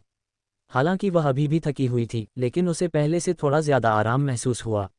वह जवान आदमी एक पल के लिए थोड़ा हैरान रह गया। उसने बिना कुछ कहे अपनी टीम के साथ पहाड़ पर चढ़ने से पहले छोटी लड़की को कुछ बार देखा। सौरभ, यश सिन्हा, वे इतने करीब कब हो गए? साहिल सूर्यवंशी, मुझे भी नहीं पता। हालांकि बच्चों में एक दूसरे के लिए ज्यादा प्यार नहीं होता, लेकिन पुराने पिता अभी भी चिंतित थे। साहिल सूर्यवंशी खुद से बड़बड़ाए बिना नहीं रह सका। मुझे लगता रहता है कि वह यादव और शर्मा परिवारों के उन 2 बच्चों से भी ज्यादा मुश्किल है। क्या ये बकवास नहीं है? क्या तुम अपने गोद लिए हुए बच्चों को दिल से नहीं जानते? मुझे नहीं पता, लेकिन मुझे ऐसा क्यों लग रहा है कि ये दोनों बच्चे थोड़े प्यारे हैं। Closing square bracket. ये कैंडी सच में बहुत कंजूस है, लेकिन सच कहूं तो मेरा छोटा भाई सच में बहुत हैंडसम है। Closing square bracket. शर्मा और यादव परिवारों के बच्चे भी हैंडसम हैं। तुम दोनों उनके जैसे क्यों नहीं हो? Closing square bracket. कैसे? क्या वे वैसे ही हो सकते हैं? वे ज्यादा से ज्यादा क्यूट हैं। मेरे छोटे भाई के लुक्स के साथ तस्क मैं उसके लिए 10 साल से भी ज्यादा इंतजार करने को तैयार हूँ। Closing square bracket. हा, क्या तुमने दूसरे बड़े लोगों के एक्सप्रेशन देखे? एक सुअर से धोखा खाए हुए बेवकूफ़ जैसा एक्सप्रेशन क्यों है? कुछ बड़े लोगों को बात करते देखना दुर्लभ है, तो क्या किसी को पता है कि वे किस बारे में बात कर रहे थे? जब प्रोग्राम टीम ने ये देखा तो वे अपनी आंखें घुमाए बिना नहीं रह सके। अगर उन्होंने देखा भी होता तो भी वे तुम्हें नहीं बता सकते थे। जब वे कुछ लोग आए तो डायरेक्टर ने पहले ही अंदाज़ा लगा लिया था। एंटरटेनमेंट इंडस्ट्री सबसे ज़्यादा जानकारी वाली थी। कुछ समय पहले सुशेन की लाइव ब्रॉडकास्ट बेटी ने अपना चेहरा दिखाया था, लेकिन उसे दबा दिया गया था। हालांकि डायरेक्टर को फिर भी खबर मिल गई थी। इसके अलावा प्रेसिडेंट सिन्हा की कुछ समय पहले एक बेटी हुई थी और वह छोटी लड़की जिसने मोहित का बचाव किया था जब वह बहुत पहले ट्रेंड कर रहा था। पहली नज़र में यह ज़्यादा कुछ नहीं लगा, लेकिन जब उन्होंने डॉट्स को जोड़ा तो ये कमाल का था। बेशक डायरेक्टर सिर्फ अंदाज़ा लगा रहा था, इसकी पुष्टि हो सकती है या नहीं यह इस बात पर निर्भर करता था कि आगे क्या होता है। जब ग्रुप अपनी मंजिल पर पहुंचा तो आसमान लगभग अंधेरा हो चुका था। गांव के एंट्रेंस पर पहले से ही लोग इंतजार कर रहे थे। डायरेक्टर के आने से पहले उसने किसी को पहले से इन्फॉर्म करने के लिए कहा था। गांव का मुखिया गांव के एंट्रेंस पर बेसब्री से इंतजार कर रहा था। जब उसने सुना कि यह एक वैरायटी शो है तो गांव के कई लोग मज़ा लेने के लिए आ गए। आखिरकार उन्होंने पहले कभी वैरायटी शो के बारे में नहीं सुना था। उन्हें बस इतना पता था कि यह एक अच्छी चीज़ है जिसे टेलीविज़न पर दिखाया जा सकता है। इसलिए उनके पहुंचने से पहले ही गांव के एंट्रेंस के चारों ओर बहुत से लोग जमा हो गए थे। ध्रुव आगे चल रहा था, उसकी गोद में एक छोटा पिल्ला था और उसके पीछे एक गोल-मटोल बच्चा था। उस जवान लड़के का चेहरा सुंदर था और उसके भावहीन चेहरे ने लोगों को एक ऐसा एहसास दिया जिससे कोई उसके पास न जा सके। बुलेट स्क्रीन पर पहले ही हंसी शुरू हो गई थी। एक अजीब सी हालत में हमारे भाई का निराश चेहरा देखो। इस पल मैं एक गाना गुनगुनाना चाहता हूँ। मेरे बाएं हाथ में एक मुर्गी, मेरे दाएं हाथ में एक बत्तख और मेरी गोद में एक गोल-मटोल बच्चा। ये सच में दुखद है, हा हा हा। जब गांव के मुखिया और गांव के चारों ओर के लोगों ने ध्रुव को देखा तो वे हैरान रह गए। अच्छा लड़का, ये बच्चा बहुत सुंदर है। एक बूढ़ी औरत आह भरे बिना नहीं रह सकी। वह लड़की भी अच्छी दिखती है। आगे से पीछे तक वे सच में एक खूबसूरत कपल लग रहे थे। कोई हैरानी नहीं कि बुलेट स्क्रीन पर लोग इतने खुश थे। जब डायरेक्टर ने बुलेट स्क्रीन पर उन लोगों को देखा जो बच्चों के कपल के बारे में बातें कर रहे थे तो उसके होठों का कोना फड़का। वह खुद को खुशकिस्मत महसूस किए बिना नहीं रह सका कि ये बड़े लोग बुलेट स्क्रीन नहीं देख सकते थे, नहीं तो वह गुस्से से मर जाता। सच कहूं तो भले ही लोगों के ग्रुप को इस जगह की गरीबी का अंदाज़ा था, लेकिन जब उन्होंने जगह देखी तो वे हैरान रह गए। स्टूडेंट नमित, जिसे बातें छिपाना नहीं आता था, उसने पूछे बिना नहीं रह सका, क्या यह ऐसी जगह है जहां लोग रहते हैं? जब फादर यादव ने उसकी सीधी बात सुनी तो उनके होठों का कोना फड़का और उन्होंने बिना झिझक उसे थप्पड़ मार दिया। तुम ऐसा कैसे कह सकते हो? मैं यहाँ क्यों नहीं रह सकता? जब तुम्हारे पिता खुद के दम पर बने थे तो यहाँ की बात छोड़ो, मैं तो पुल के नीचे भी सोया हूँ। नमित ने अपने सिर के पीछे हाथ फेरा।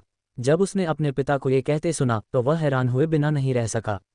बड़ों को लगता है कि उन्हें खुद की तुलना अतीत और वर्तमान से करना पसंद है। छोटी बच्ची ने अपनी शर्ट का कोना ढीला किया और अपना सिर घुमाकर वहां मौजूद एकमात्र खुद के दम पर बने पिता को देखे बिना नहीं रह सकी। जैसे ही वह उन्हें पिता कहने वाली थी, उसे याद आया कि आने से पहले उन्होंने उसे क्या बताया था। उसने अपने होंठ सिकुड़े और अनिच्छा से उन्हें बुलाने का तरीका बदल दिया। अंकल, क्या आप पहले ऐसे थे? सोना साहिल सूर्यवंशी के बारे में पूछ रही थी। बुलेट स्क्रीन पर मौजूद लोगों को अपनी मौजूदगी का एहसास हुए बिना नहीं रह सका। क्या प्रेसिडेंट सूर्यवंशी आपकी परवाह करेंगे? Closing square bracket. एक बच्चे में देखने की समझ नहीं है। क्या आपने कभी किसी सफल व्यक्ति को ऐसे सवाल का जवाब देते देखा है? Closing square bracket. ऐसा नहीं था कि फाइनेंशियल रिपोर्टर्स ने पहले कभी साहिल सूर्यवंशी का इंटरव्यू नहीं लिया था। आखिर में इससे पहले कि वे जवाब दे पाते, उनके अधीनस्थों ने उन्हें बाहर निकाल दिया। शायद दूसरे खुद के दम पर बने बिजनेसमैन को इस सवाल का जवाब देना पसंद था, लेकिन साहिल सूर्यवंशी एक अपवाद थे। दूसरे पक्ष को ये पसंद नहीं था कि लोग उनसे उनके बारे में पूछें। पिछली बात, अब जब सोना इतना सेंसिटिव सवाल पूछ रही थी तो बुलेट स्क्रीन पर लोग नर्वस हो गए। इंटरव्यू देखते समय मुझे मास्टर सूर्यवंशी के स्वभाव का अंदाज़ा हो गया था। हमारे बच्चे को बाहर नहीं निकाला जाएगा, है ना? Closing square bracket. उसके साथ यही होना चाहिए था। उससे किसने कहा था कि वह इतनी आसानी से ऐसा सवाल पूछे? Closing square bracket. ऊपर वाले, तुम इतने अजीब क्यों हो रहे हो? Closing square bracket. Bullet screen पर चर्चा का टॉपिक वह नहीं था जो वे देख सकते थे। सोना के पूछने के बाद साहिल सूर्यवंशी थोड़ा झुका और अपने सामने छोटी लड़की की काली पुतलियों को देखा। वह कुछ सेकंड के लिए हैरान रह गया, फिर उसने अपनी आड़ू जैसे रंग की आंखों को झपकाया और मुस्कुराया। मैं उसके जितना बेकार नहीं हूँ। हालांकि साहिल सूर्यवंशी दुख की एक लहर खरीदना चाहता था, लेकिन वह खुद को उससे मुकाबला करने से रोक नहीं पाया। वह अपनी बेटी के सामने अपनी इज्जत नहीं खोना चाहता था, इसलिए उसने जोर देकर कहा, मैं गली के एंट्रेंस पर सो रहा था। सौरभ ने आंखें घुमाईं। बचकाना। वह सच में थोड़ा ज्यादा ही बचकाना था। जब वह दूसरे पक्ष के संपर्क में नहीं आया था तो सौरभ ने सोचा था कि उनके जैसे सफल लोग ठंडे और बेरहम होने चाहिए, लेकिन अब ऐसा लग रहा था कि यह पूरी तरह सच नहीं था। वह दिखावटी लहजा स्क्रीन से महसूस किया जा सकता था। हा हा हा हा, साहिल बचकाना। क्या वह बहुत प्यारा नहीं है? उसने मेरे बच्चे के लिए वह थोड़ा दिखावटी अंदाज क्यों इस्तेमाल किया? तुम में से एक पुल के नीचे सोता है और दूसरा गली में। ये दोनों के लिए एक जैसा है, ठीक है? आ रहा है, आ रहा है, अमीर परिवारों के बीच तुलना आ रही है। हा हा हा हा हा हा हा हा हा, मुझे मज़ा आ रहा है। क्या तुम लोग ओवरपास और गली में सोकर एक दूसरे को चोट नहीं पहुंचा सकते? मुझे हमेशा से लगता था कि मास्टर सूर्यवंशी सोना के साथ अलग तरह से पेश आते हैं, लेकिन मेरे पास कोई सबूत नहीं था। अब लगता है कि वह सच में सोना के साथ अलग तरह से पेश आते हैं। वजह क्या थी? दर्शक फिलहाल ये समझ नहीं पाए। जब लोगों का ग्रुप शानदार तरीके से आया तो गांव के एंट्रेंस पर मज़ा लेने आए लोग सच में हैरान रह गए। बच्चों का जैद से तराशा हुआ होना एक बात थी, लेकिन बड़े भी बहुत अच्छे दिख रहे थे। माँ, वह बहन बहुत सुंदर है, एक पीले चेहरे वाली छोटी लड़की ने फटी पुरानी पैबंद वाली ड्रेस पहने हुए अचानक सोना की तरफ इशारा करते हुए जलन से कहा। बीच उम्र की औरत ने उस दिशा में देखा जहां उसकी बेटी इशारा कर रही थी। छोटी लड़की ने पीपा जैकेट और स्कर्ट पहनी हुई थी। वह इतनी जोर से मुस्कुरा रही थी कि उसकी आंखें मुड़ी हुई थीं, जिससे वह चमकदार और साफ दिख रही थी।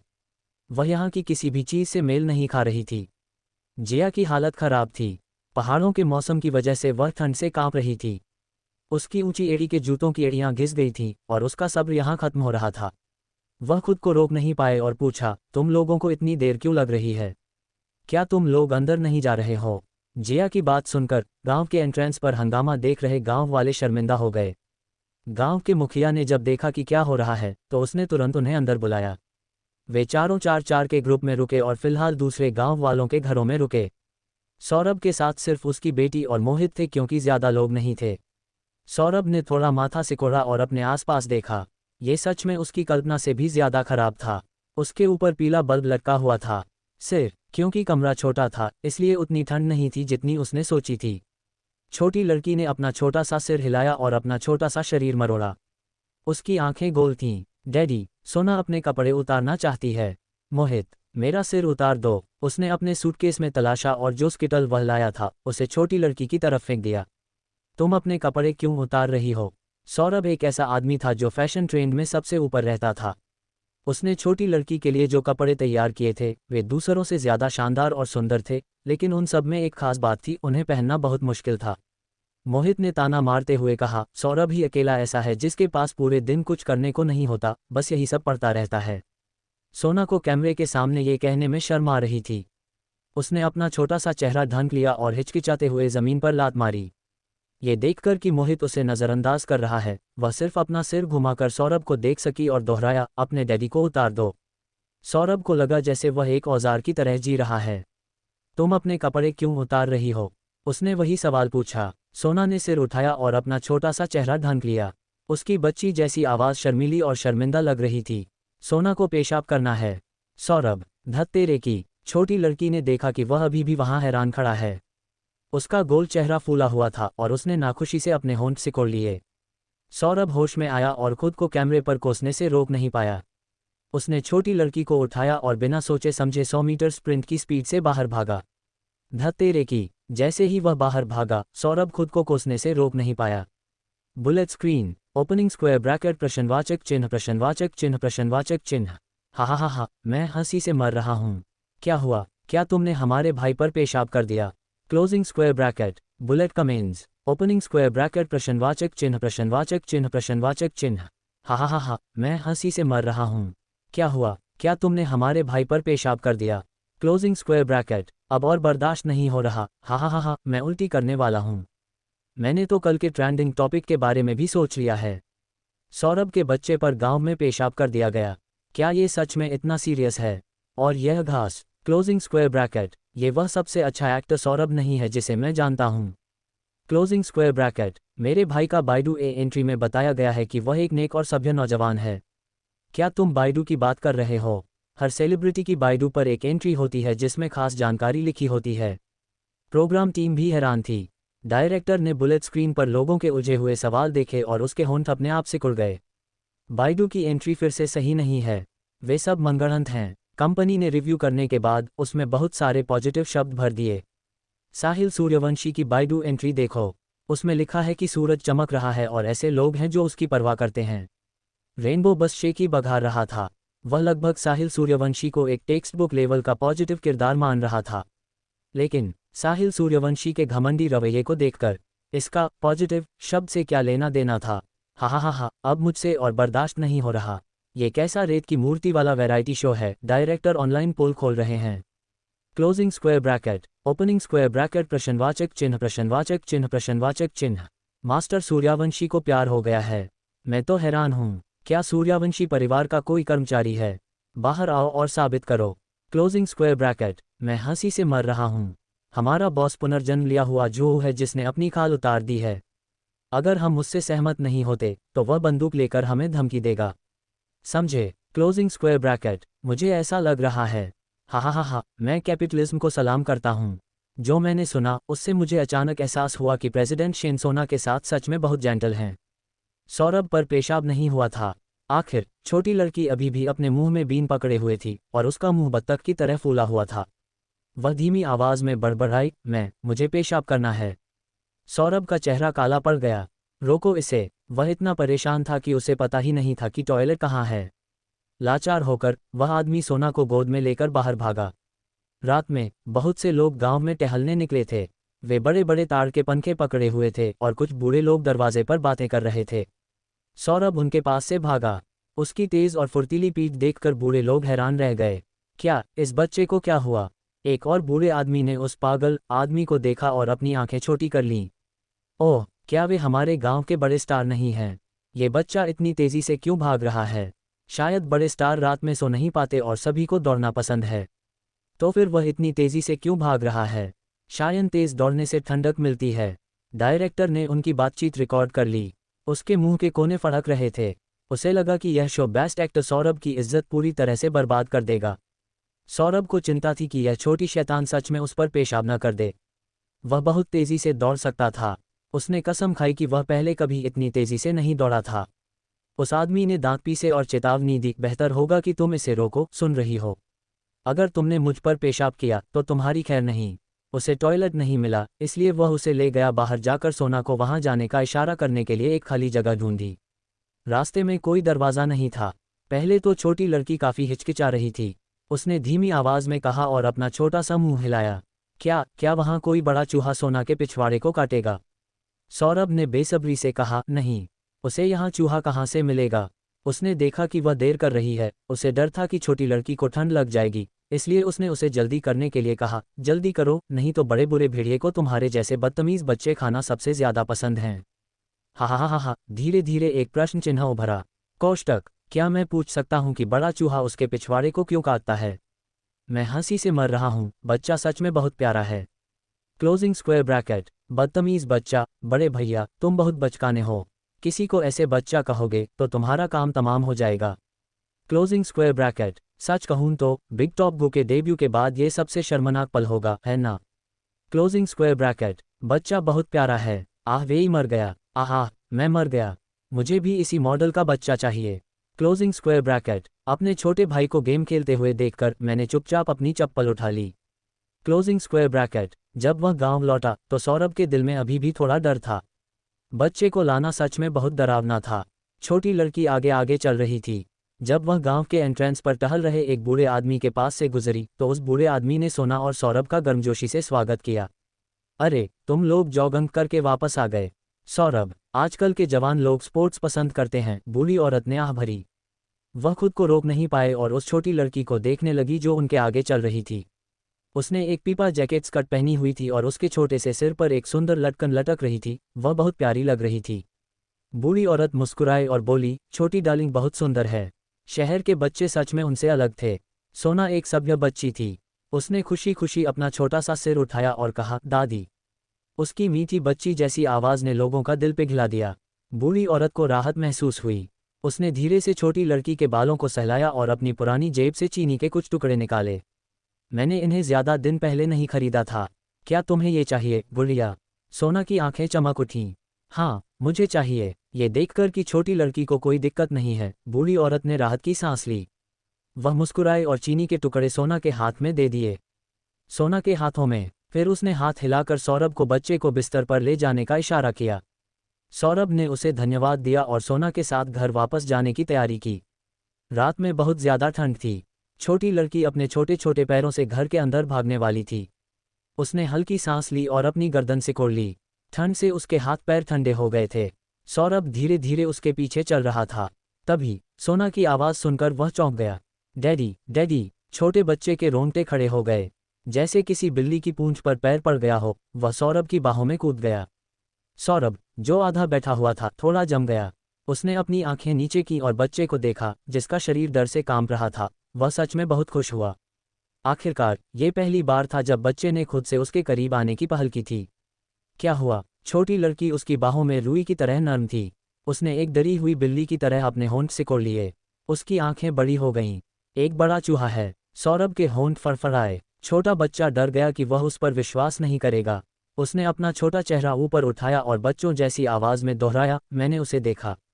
उसने इशारा किया। इतना बड़ा चूहा। सौरभ ने उस छोटी लड़की को देखा जो बेताब होकर उसकी बाहों में घुसने की कोशिश कर रही थी। उसके होंठों के कोने अपने आप ऊपर उठ गए। उसकी आवाज़ अचानक न तो तेज हुई और न ही धीमी। क्या ऐसा है? तुम तो शेर को भी देखने की हिम्मत रखते हो, फिर चूहे से क्यों डरते हो? बच्चे अनजान चीज़ों से डरते हैं। सोना ने अपना छोटा चेहरा ढका और सावधानी से बच्चों जैसी आवाज़ में पूछा, लेकिन एक बड़ा चूहा किसी की पूंछ काट लेगा। सौरभ की भौहें तन गईं। वह हंसने वाला नहीं था, लेकिन शेर बच्चों को खा जाते हैं। तुम्हें क्या लगता है, पूंछ काटना ज़्यादा डरावना है या बच्चों को खाना? सौरभ के इस मुश्किल सवाल से सोना पूरी तरह से उलझ गई। 5 साल का बच्चा थोड़ी देर तक अपनी उंगलियों से खेलता रहा। इस दौरान वे सौरभ की बाहों में रहे और हिले नहीं। वह आदमी उस छोटे बच्चे को देखकर हंसे बिना नहीं रह सका, जो काफ़ी देर से संघर्ष कर रहा था और आखिरकार खुद को हार गया था। वह रोया और उस छोटे बच्चे को अपनी बाहों में भर लिया। सोना की घुंघराली पलकें आंसुओं से भीगी हुई थीं। उसकी आवाज़ में दूध की तेज़ महक थी। वह सिसकते हुए बोली, सोना अब और कुछ नहीं चुनना चाहती। ये बहुत डरावना था। वह अब उस बड़े बाघ को और नहीं देखना चाहती थी। डैडी! कुछ मिनट बाद उसकी बाहों में दबे छोटे बच्चे ने अपना सिर हिलाया। क्या बड़ा चूहा चला गया? सौरभ ने मन ही मन सोचा। कोई बड़ा चूहा नहीं था। हा हा हा हा, ये शहर चालों से भरा है। मैं वापस गांव जाना चाहता हूँ। देखो तुम क्या कह रहे हो। तुम बच्चे को रुला रहे हो। देखो बेस्ट एक्टर सौरभ के चेहरे पर कितनी अकड़ है। क्या छोटी सी रुई वाली जैकेट को गोद में पकड़ना आरामदायक नहीं है? ये बहुत प्यारी है। बड़ी चूही शब्द सुनकर मुझे बहुत अच्छा लगा। बूहू बेबी, यह मेरे दिल को बहुत प्यारा लगा।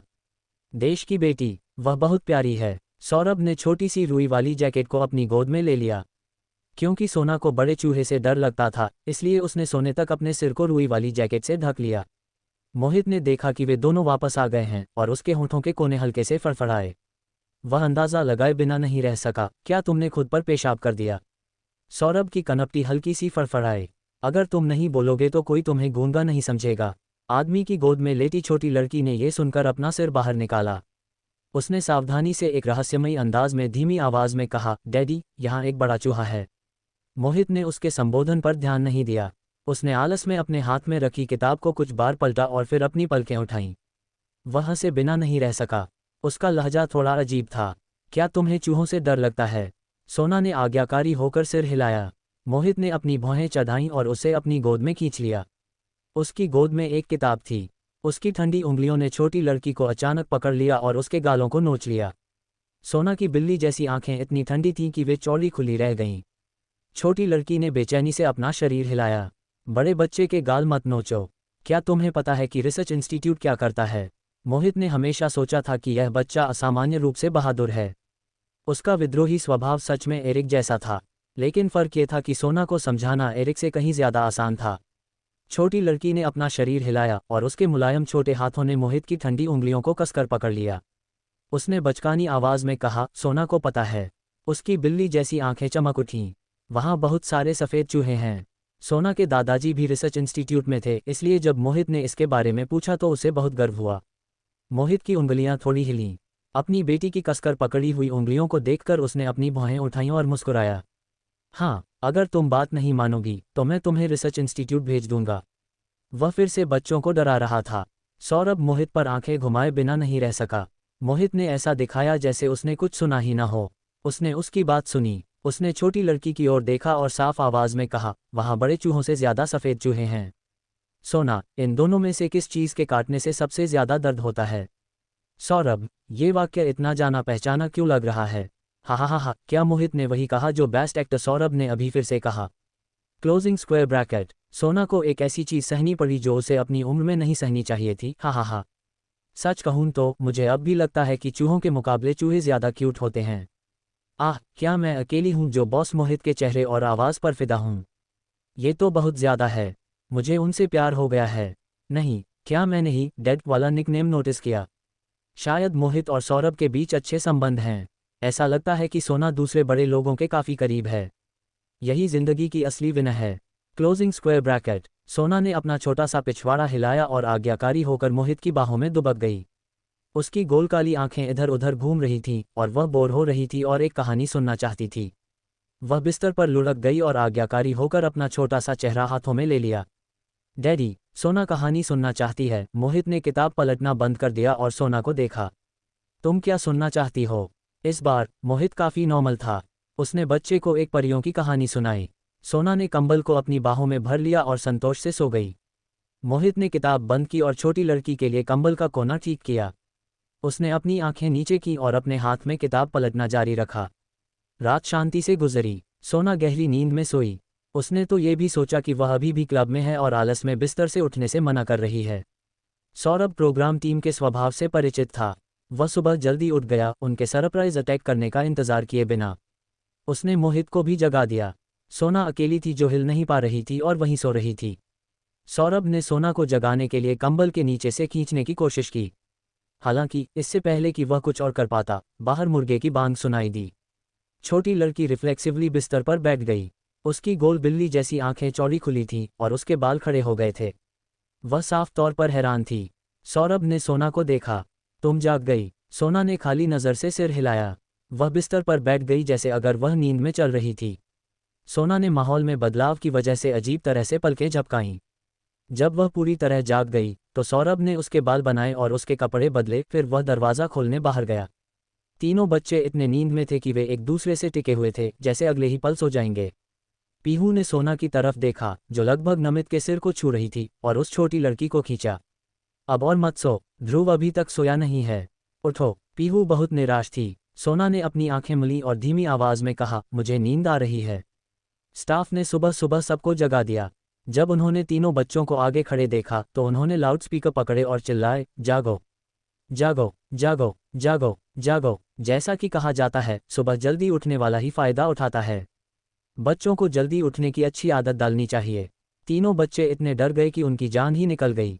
नमित ने अपने कान बंद कर लिए। जैसा कि कहा जाता है, सुबह जल्दी उठने वाला ही फायदा उठाता है।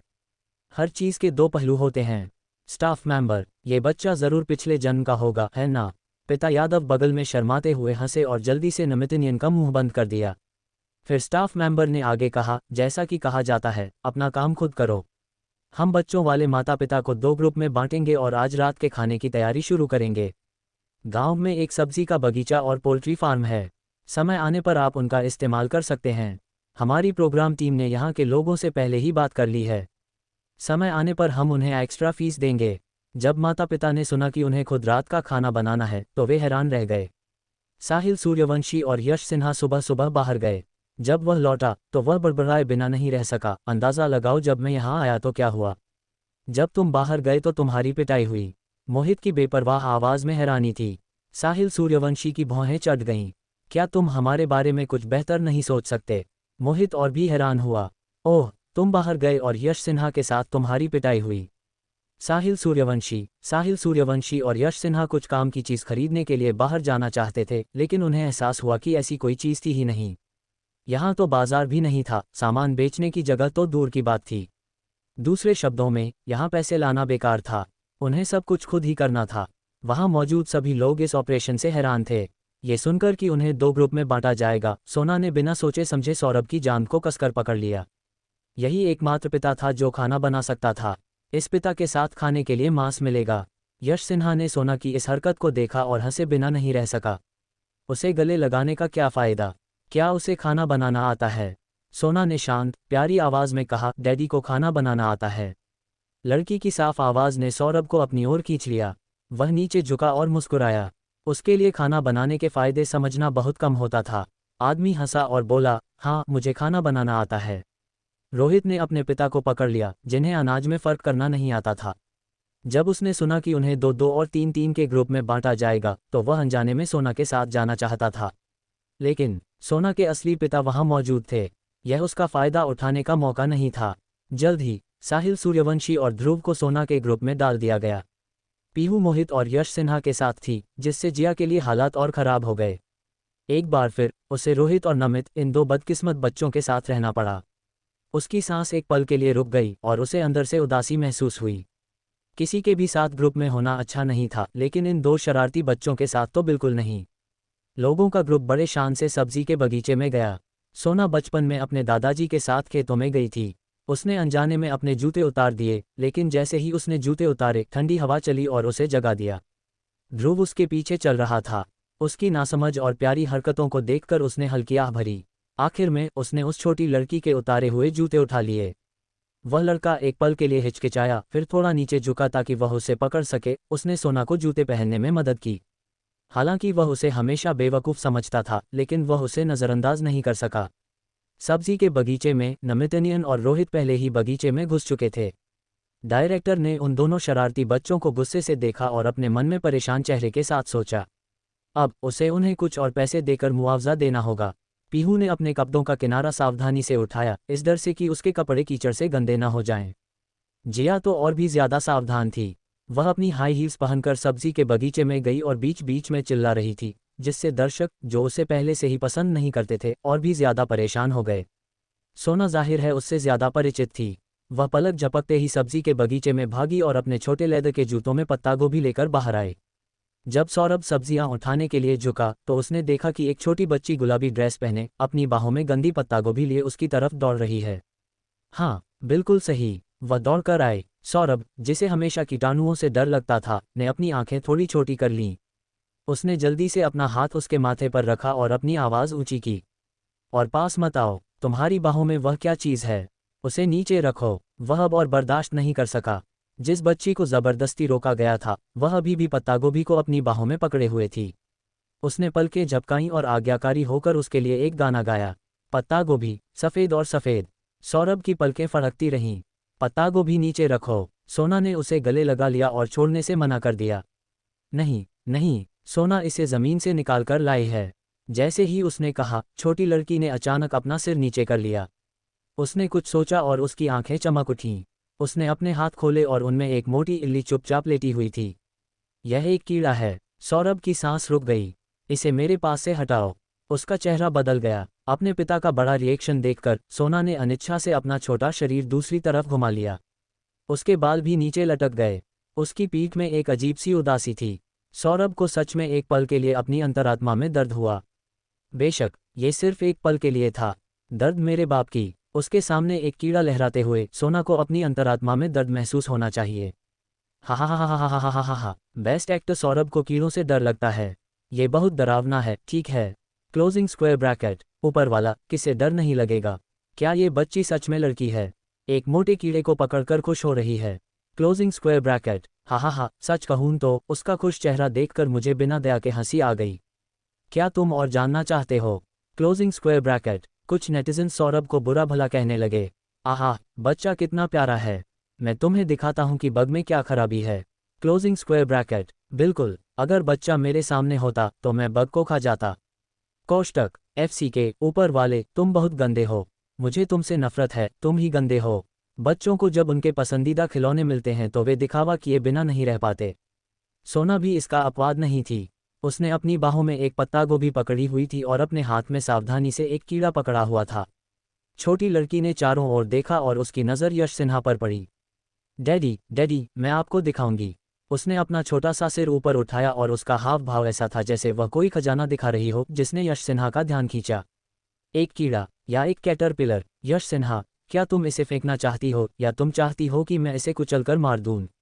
एक चुनो। FC के बेरहम। हा हा हा। क्या प्रेसिडेंट सिन्हा इतने हार्डकोर हैं? Closing square bracket. इस समय एक सपने वाला बच्चा गाली देते हुए ग्रुप चैट से निकल गया। कोष्टक, मेरा बच्चा कितना बेचारा है। वह टूटा हुआ दिल वाला चेहरा देखो। ऐसा लगता है जैसे वह फिर कभी प्यार नहीं करेगा। सोना इतनी लाड़ प्यार वाली लड़की है। वह मुझे डैडी कहकर बुलाती रही, लेकिन इन बड़े लोगों ने उसे मना क्यों नहीं किया? मैं हैरान हूँ। क्या बेस्ट एक्टर सौरभ इतना पॉपुलर आदमी है? आमतौर पर दूसरे आदमियों को डैडी कहने वाला सिर्फ उनका गॉडफादर ही होता था। नेटिजन्स ने स्वाभाविक रूप से सोचा कि ये लोग एक दूसरे को ज़्यादा जानते हैं और उनके बीच अच्छे संबंध हैं, इसीलिए छोटी लड़की उन्हें डैडी कहती थी। आखिरकार अब तक वे बस यही अंदाज़ा लगा सकते थे। सोना यश सिन्हा से जीत नहीं पाए, इसलिए उसने मन मारकर कीड़ा छोड़ दिया। उस आदमी ने अपना हाथ बढ़ाकर उसके सिर के ऊपर के बालों को दबाया और फिर से ठंडे लहजे में कहा, पत्ता गोभी नीचे रखो। छोटी लड़की ने मन मारकर उसे नीचे रख दिया। बाहर जमा हुए गांव वाले भी अंदर की भीड़ को देखने के लिए अपनी गर्दनें उठाकर देख रहे थे। छोटी लड़की ने पत्ता गोभी नीचे रखने के बाद सब्जी के बगीचे से सब्जियां चुनने के लिए नीचे बैठ गई। वह छोटे छोटे कदम चल रही थी। वह वैसे भी छोटी थी, इसलिए जब वह नीचे बैठी तो और भी छोटी लग रही थी। सोना को गंदा होने से डर नहीं लगता था। आखिरकार वह अपने दादाजी के साथ जड़ी बूटियां चुनते समय हर तरह के जड़ी बूटी के खेतों में जा चुकी थी। सोना ने अपना सिर नीचे करके ऐसी सब्जियां चुनने में लगा दिया जो कीड़ों से खाई हुई नहीं थीं। उसकी साफ आंखें झपक रही थीं और उसका गोरा छोटा चेहरा पहले ही गंदा हो चुका था। सौरभ बचपन से ही बाजार में रहा था। दूसरों के विपरीत जो अनाज और गेहूं में फर्क नहीं बता सकते थे, सोना ने लोगों के समूह को हैरान कर दिया। छोटी लड़की के हाथ में एक टोकरी थी।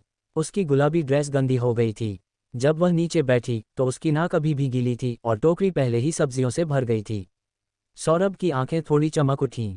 उसने बच्चे को उठाया और गंदगी की परवाह नहीं की। उसने धीरे से उसके गंदे चेहरे पर हाथ फेरा और मुस्कुराते हुए उसकी तारीफ की। सोना ने ऊपर देखा और अपना लटकता हुआ पैर हिलाया। सोना ने इसे खुद चुना है। सौरभ ने अपना हाथ उठाकर उसके मुलायम घने बालों पर हाथ फेरा और धीमी आवाज में उसकी तारीफ की। ये बहुत बढ़िया है। छोटी बच्ची तुरंत खुश हो गई। सौरभ ने भी काफी कुछ इकट्ठा कर लिया था। उसने दोनों टोकरियां उठा लीं। चाहे छोटी बच्ची उन्हें उठाए या न उठाए, कम से कम उसने ये काम तो कर दिया था। अगर वह उसकी तारीफ नहीं करता तो वह खुद को माफ नहीं कर पाता। पिता और बेटी को सब्जी के बगीचे से जाते देख साहिल सूर्यवंशी ने लगभग टोकरियां नीचे फेंक दी और हार मान ली। वह अपनी बेटी को ढूंढने जा रहा था। यहाँ सब्जियां कौन तोड़ेगा? कभी कभी लोगों की खुशियां और दुख आपस में नहीं मिलते थे। सोना ने अपना काम खत्म करने के बाद अगला कदम बढ़ाया। हालांकि नमित और दूसरे लोग सब्जियां तोड़ने में ही अटके हुए थे। जिया खेतों में नहीं जाना चाहती थी। अपनी पिंडली पर कीड़ा रेंगने के ख्याल से ही उसे कँपकँपी छूट जाती थी। पिता यादव और पिता एरिक दोनों उससे बड़े थे, इसलिए वे एक छोटी बच्ची के लिए चीज़ें मुश्किल नहीं बना सकते थे। वे बस ऐसा दिखावा कर सकते थे कि उन्होंने कुछ देखा ही नहीं। जिया ने राहत की सांस ली। जैसे ही उसे लगा कि वह आखिरकार बच पाएगी, नमित अचानक रोहित री को परेशान करने लगा। वह नीचे क्यों नहीं आ रही है? रोहित ने सिर हिलाया और उस कीड़े पर ध्यान दिया जिसे उसने अभी देखा था। छोटे बच्चे ने लापरवाही से जवाब दिया, शायद वह नीचे आने के लिए बहुत बूढ़ी हो गई है। ये सुनकर नमित ने जिया को गंभीरता से देखा और जोर से सिर हिलाया। हाँ, वह बूढ़ी और बदसूरत है। जिया को लगभग खून की उल्टी हो गई। क्या इन दोनों शरारती बच्चों ने बोलने से पहले उसके भावनाओं के बारे में नहीं सोचा? आंटी, क्या आप नीचे नहीं आ रही हैं? नमित ने हार न मानते हुए सिर उठाकर पूछा। जिया का चेहरा सख्त हो गया और उसने विनम्रता से मना कर दिया। नहीं, मैं ठीक हूँ। वह बहुत गुस्से में थी। ये शरारती बच्चों का झुंड। रोहित समझ गया। ठीक है, ठीक है। आखिरकार तुम बूढ़ी और बदसूरत हो। अगर वह नीचे नहीं आती तो कोई फर्क नहीं पड़ता। जिया, कुछ बड़ों ने नाश्ता बनाने के लिए गांव वालों से किचन उधार लिया। गांव वालों ने बड़े उत्साह से उन्हें बैठने की जगह दिखाई था। बड़े लोग खाना बना रहे थे जबकि बच्चे खेलने के लिए बाहर भाग गए। साहिल सूर्यवंशी इस बात से बहुत राहत महसूस कर रहा था। आखिरकार ध्रुव और पीहू अपने हम उम्र बच्चों से कहीं ज्यादा समझदार थे। सोना की देखभाल करना उनके लिए कोई मुश्किल काम नहीं था। जिस दरवाजे के पास वे रहते थे वहां बहुत सारे बच्चे जमा थे। उन सभी के चेहरे पीले पड़े थे। वे सोना और दूसरों को घूर रहे थे। जब वे करीब आए तो उनकी फुसफुसाहट भी सुनाई दे रही थी। वाह, वे कितनी सुंदर हैं। वे टीवी पर सेलिब्रिटी जैसी दिखती हैं। बेवकूफ़, वे शुरू से ही सेलिब्रिटी हैं। गांव के मुखिया ने कहा कि वे सब अमीर लोग हैं। अमीर लोग? एक छोटा लड़का खुद से बुदबुदाया। वह सोना को देखे बिना नहीं रह सका। तो क्या वे हमें कुछ अच्छा दे सकते हैं? उसकी आवाज़ तेज नहीं थी। हालांकि ध्रुव ने उसे साफ सुन लिया। छोटे लड़के ने हैरानी से अपना सिर झुकाया और कुछ नहीं कहा। पीहू, जो उसके बगल में खड़ी थी, जब उसने उनकी बातें सुनी तो उसने माथे पर बल डाले। उसने सोना का हाथ पकड़ा और जाने के लिए मुड़ी।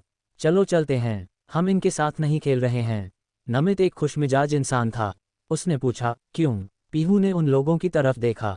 उसकी आंखें ठंडी हो गईं और उसने घमंड से कहा, मैं ऐसे लोगों के साथ नहीं खेल रही हूँ। कहा जा सकता है कि वह बहुत बदतमीज थी। जैसा कि उम्मीद थी, बुलेट स्क्रीन पर बहुत से लोगों ने उसकी आलोचना की। इतनी कम उम्र में तुम्हारा ऐसा कैरेक्टर है, क्या गांव के बच्चों ने तुम्हें नाराज किया? Closing square bracket. तस्क तस्क तस्क। बड़ी मिस सच में अलग हैं। उनकी आवाज़ देखो। Closing square bracket. ये बच्ची सच में बहुत जालिम है। क्या उसमें ज़रा भी दया नहीं है? Closing square bracket. Closing square bracket. वह बस तुम लोगों के साथ खेलना चाहती है। तो क्या तुम्हें लगता है कि इससे भी ऊंचे लेवल हैं? Closing square bracket. पहले तो मुझे लगा कि यह बहन काफ़ी आज्ञाकारी है, लेकिन अब लगता है कि मैंने गलती कर दी। ये साफ था कि कमेंट्स गालियों से भरे थे। हालांकि पीहू को बिल्कुल भी फर्क नहीं पड़ा। वह एक घमंडी इंसान थी और इस बार उसने बिना किसी रोक टोक के बात की। मेरी माँ ने कहा था कि गरीब पहाड़ों और नदियों में बहुत से बदतमीज लोग होते हैं। हालांकि हम सबको एक जैसा नहीं कह सकते, लेकिन सावधान रहना गलत नहीं है। आखिरकार शाही राजधानी में भी बहुत सारे बेवकूफ़ लोग थे। इसका माहौल से कोई लेना देना नहीं था। सोना को लगा कि वह समझ गई है, लेकिन वह नहीं समझी थी। जैसे ही ग्रुप जाने वाला था, एक छोटे लड़के ने अचानक सोना के कपड़ों का कोना पकड़ लिया। उसकी गुलाबी ड्रेस गंदी हो गई थी और उसने सफ़ेद ड्रेस पहनी हुई थी। जब दूसरे लड़के ने उसे पकड़ा तो तुरंत एक काला हाथ का निशान बन गया। पीहू अब और बर्दाश्त नहीं कर पाए और उसने लगभग उस बेवकूफ़ को अपनी बहन से दूर लात मार दी। किस्मत से उसे चिंता थी कि यह एक लाइव ब्रॉडकास्ट है, इसलिए उसने खुद को कंट्रोल किया और उस गंदे हाथ को हटाने के लिए हाथ बढ़ाया। उसने प्यारी आवाज़ में कहा, तुम क्या कर रहे हो? आह आह आह, मुझे बहुत गुस्सा आ रहा है। ये बदतमीज़ इंसान पता नहीं कहाँ से आया। उसने मेरी बहन के कपड़ों को छूने की हिम्मत कैसे की? जब पीहू ने ये सोचा तो उसे अच्छा नहीं लगा। उसकी खूबसूरत आंखें थोड़ी बड़ी हो गईं और उसने उस छोटे लड़के को घूर कर देखा। सन डैन ने अपने होंठ सिकुड़े। उसे लगा कि शहर के लोग सच में बहुत अच्छे दिखते हैं। वह सच में बहुत अच्छी दिखती है। पीहू ने उसे ऐसे देखा जैसे वह पागल हो और अपनी भौहें उठाईं। बेशक मुझे पता है, क्या उसकी बहन का अच्छा दिखना ज़रूरी नहीं था? तो तुमने मेरी बहन की ड्रेस गंदी कर दी।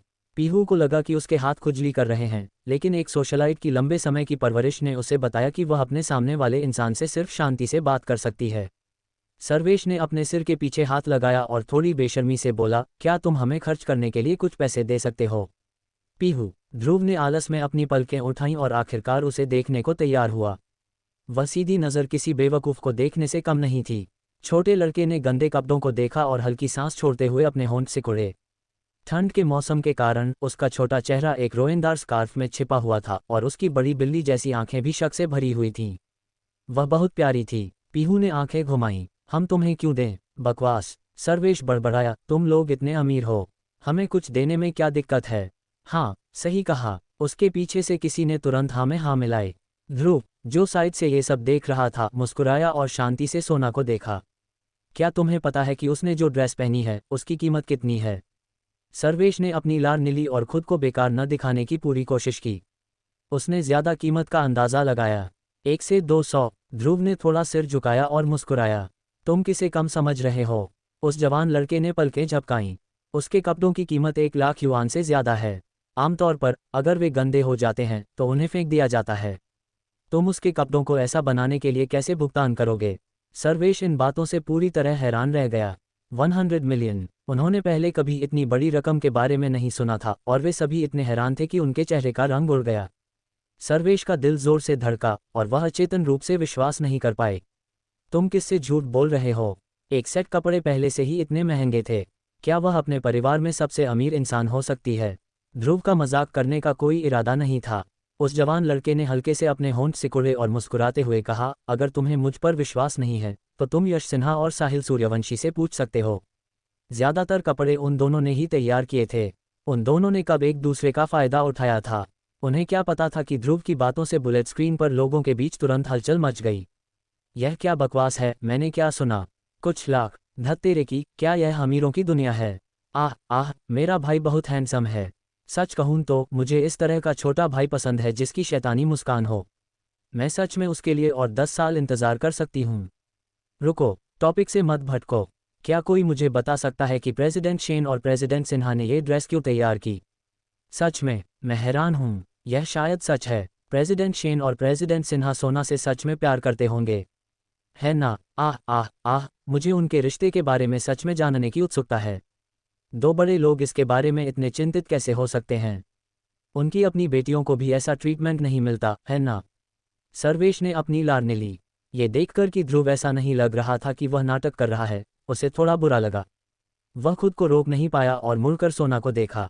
वह खुद को कोसने से रोक नहीं पाया, इसमें इतनी क्या बड़ी बात है? क्या ये सिर्फ कुछ कपड़े नहीं थे? पीहू जोर से हंस पड़ी। तो तुम्हें इसके पैसे देने चाहिए।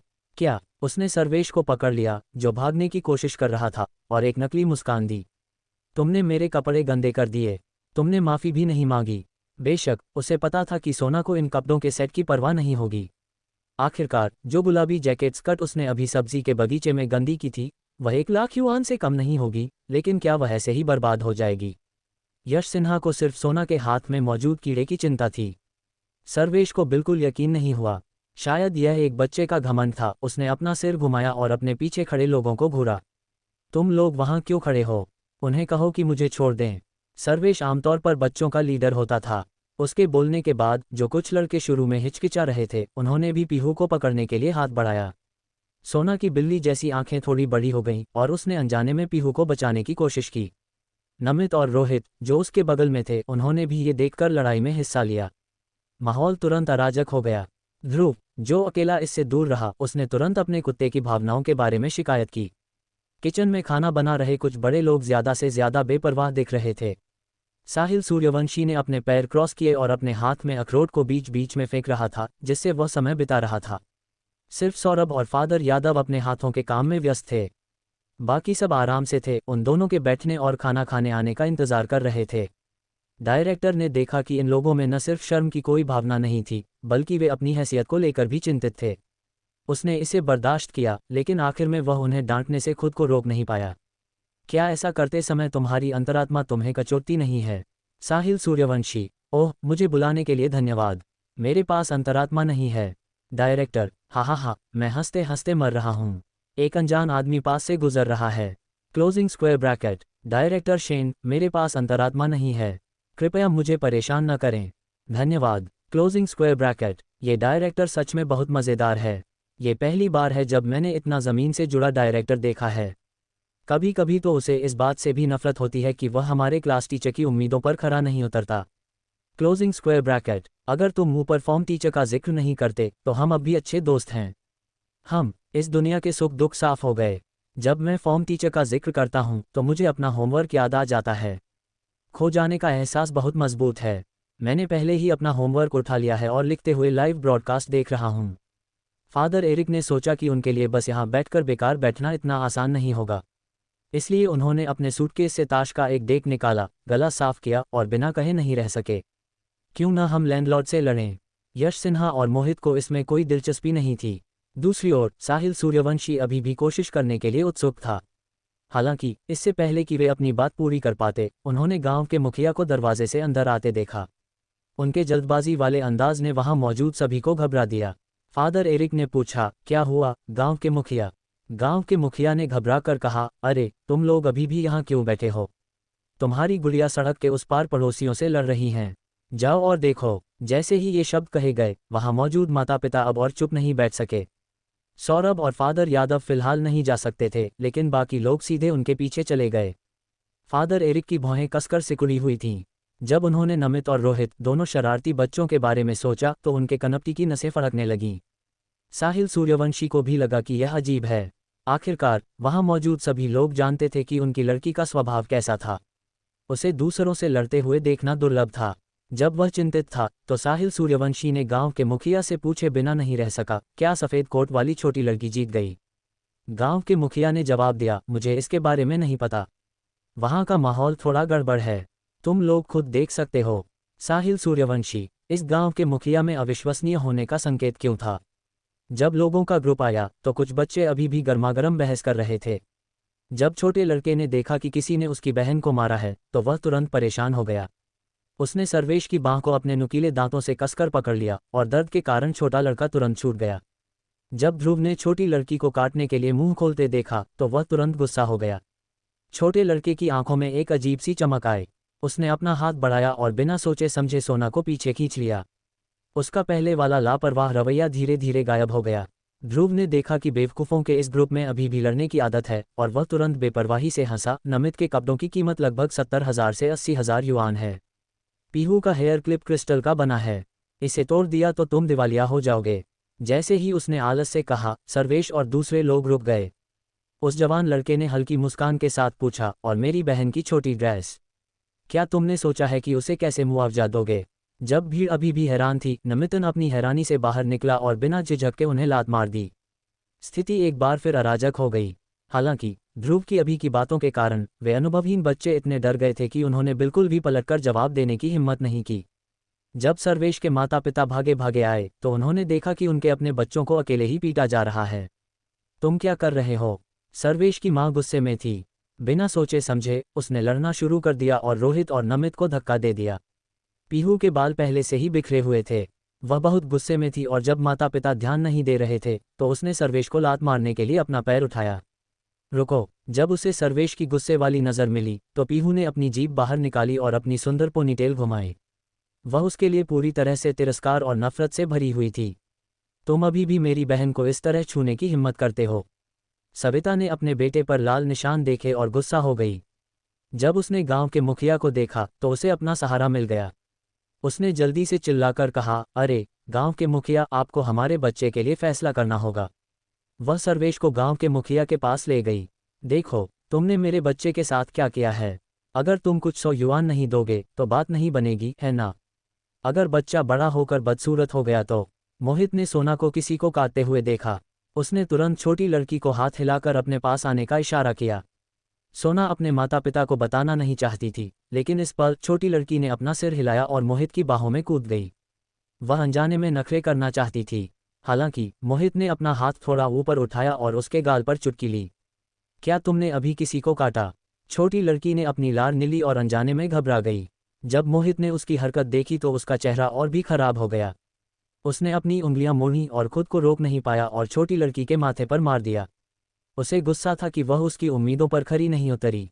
क्या ये गंदा है? क्या तुमने मेरे लंबे दांत? अगर उसने किसी को काट लिया तो ठीक है। प्रॉब्लम ये थी कि उसने ये चेक नहीं किया कि यह हाइजीनिक था या नहीं। सोना मोहित की बाहों में चली गई। जब उसने आदमी की आंखों में छिपी चिंता देखी तो वह मीठी मुस्कान के साथ अपने पिता को किस करने के लिए पंजों के बल खड़ी हो गई। अगली बार मैं नहीं काटूंगी। लेकिन, उसने धीरे से कहा, लेकिन मैं लड़ाई में तुम्हें हरा नहीं सकती। आखिरकार लड़कियों और लड़कों की ताकत में बहुत बड़ा अंतर होता है। मोहित ने ऊपर देखा और आज की स्थिति याद की। उसे भी लगा कि जब छोटी लड़की बाहर होती है तो उसे अपनी रक्षा खुद करनी पड़ती है। आदमी ने धीरे से उसके बालों पर हाथ फेरा। जब हम वापस आएंगे तो यश सिन्हा और साहिल सूर्यवंशी तुम्हें सिखाएंगे कि लोगों को कैसे मारते हैं। बुलेट कमेंस। ओपनिंग स्क्वायर ब्रैकेट अल्पविराम closing square bracket. Opening square bracket प्रश्नवाचक चिन्ह प्रश्नवाचक चिन्ह प्रश्नवाचक चिन्ह कोष्टक। सच कहूं तो क्या ये बड़े लोग मिलकर एक बच्चे को पाल रहे हैं? जब हम वापस आएंगे तो प्रेसिडेंट सिन्हा और प्रेसिडेंट शेन क्या करेंगे? क्या वे पहले से ही एक दूसरे को इतना जानते हैं? Closing square bracket. हमें नहीं पता और हम पूछने की हिम्मत भी नहीं करते। बड़े लोगों को बात करने दो, हम बस देखेंगे। Closing square bracket. इस बच्चे का बैकग्राउंड पक्का सिंपल नहीं है, तो क्या कोई बच्चे की माँ के बारे में उत्सुक नहीं है? Closing square bracket. हा हा हा हा, ऐसा लगता है कि माँ हसन एक नाम की हकदार नहीं है। Closing square bracket. Sahil Suryavanshi ने हाथ बढ़ाया और सोना को अपनी बाहों में उठा लिया। ये देखकर कि छोटी लड़की को चोट नहीं लगी है, उसे थोड़ी राहत मिली। उसने पूछा, क्या तुम जीत गई? छोटी लड़की ने अपना सिर उससे रगड़ा और बचकानी आवाज में कहा, नहीं। आखिरकार सबसे ज्यादा नुकसान उन्हीं की तरफ हुआ था। साहिल सूर्यवंशी ने उसके छोटे से सिर पर थपथपाया और उसकी मुस्कान और गहरी हो गई। तो सोना, बस यहीं रहो और देखो, ठीक है? सोना ने बिना सोचे समझे सिर हिला दिया। दूसरी तरफ यश सिन्हा पहले ही दूसरी पार्टी के माता पिता से बात करना शुरू कर चुके थे। जब चाची सुन ने अपने सामने उस हैंडसम और शांत आदमी को देखा तो वह एक पल के लिए हैरान रह गईं। उन्होंने अपनी लार नीली और बिना किसी वजह के घबरा गईं। उन्होंने पहले कभी किसी ऐसे व्यक्ति को नहीं देखा था जिसका ऐसा ऑरा हो। उस आदमी की हल्की नज़र ने सर्वेश की मां को, जो हमेशा तेज तर्रार रहती थी, अपने होंठ हिलाने पर मजबूर कर दिया, लेकिन वह एक शब्द भी नहीं कह पाए। जब दूसरे बच्चों के माता पिता ने इसके बारे में सुना तो वे भी कोसते हुए भागे आए। जब उन्होंने सोचा कि उनके अपने बच्चों को कुछ विदेशियों ने परेशान किया है तो वे गुस्सा होने से खुद को रोक नहीं पाए। जैसे ही वे कोसने वाले थे उन्होंने ये खूबसूरत लाइनअप देखा और एक ही समय में सभी हैरान रह गए। कितना अच्छा लड़का है, वह सच में बहुत हैंडसम था। माँ, इसी ने मुझे काटा है। सर्वेश ने देखा कि उसकी माँ ने बात करना बंद कर दिया है और वह बेचैन हो गया। उसने सोना की ओर इशारा किया और शिकायत करने लगा। उसकी माँ होश में आई और अपने बेटे के काटने के निशान को देखा। वह गुस्सा होने से खुद को रोक नहीं पाए। तुम छोटी लड़की, तुम्हारी हिम्मत कैसे हुई मुझे काटने की? तुम्हारे माता पिता ने तुम्हें क्या सिखाया है? सविता गुस्से में थी, लेकिन वह गांव के मुखिया के सामने कुछ नहीं कर सकती थी, इसलिए वह सिर्फ सोना को घूर सकती थी। पीहू ने भी पलटकर घूरा। क्या देख रही थी? क्या तुम तुलना कर रही थी कि किसकी आंखें बड़ी हैं? साहिल सूर्यवंशी थोड़ा मुस्कुराया और उसका लहजा हल्का था। उन्होंने तुम्हें कैसे सिखाया? तुम्हें खुश होना चाहिए कि हमने बच्चों को बचपन से नहीं सिखाया। नहीं तो आज वह इन छोटे शैतानों को देख पाती या नहीं, इससे कोई फर्क नहीं पड़ता। सोना की माँ और दादाजी उसके साथ तब से थे जब से उसे याद था। साहिल सूर्यवंशी समझ गया कि उन्होंने सोना को अच्छी तरह सिखाया था।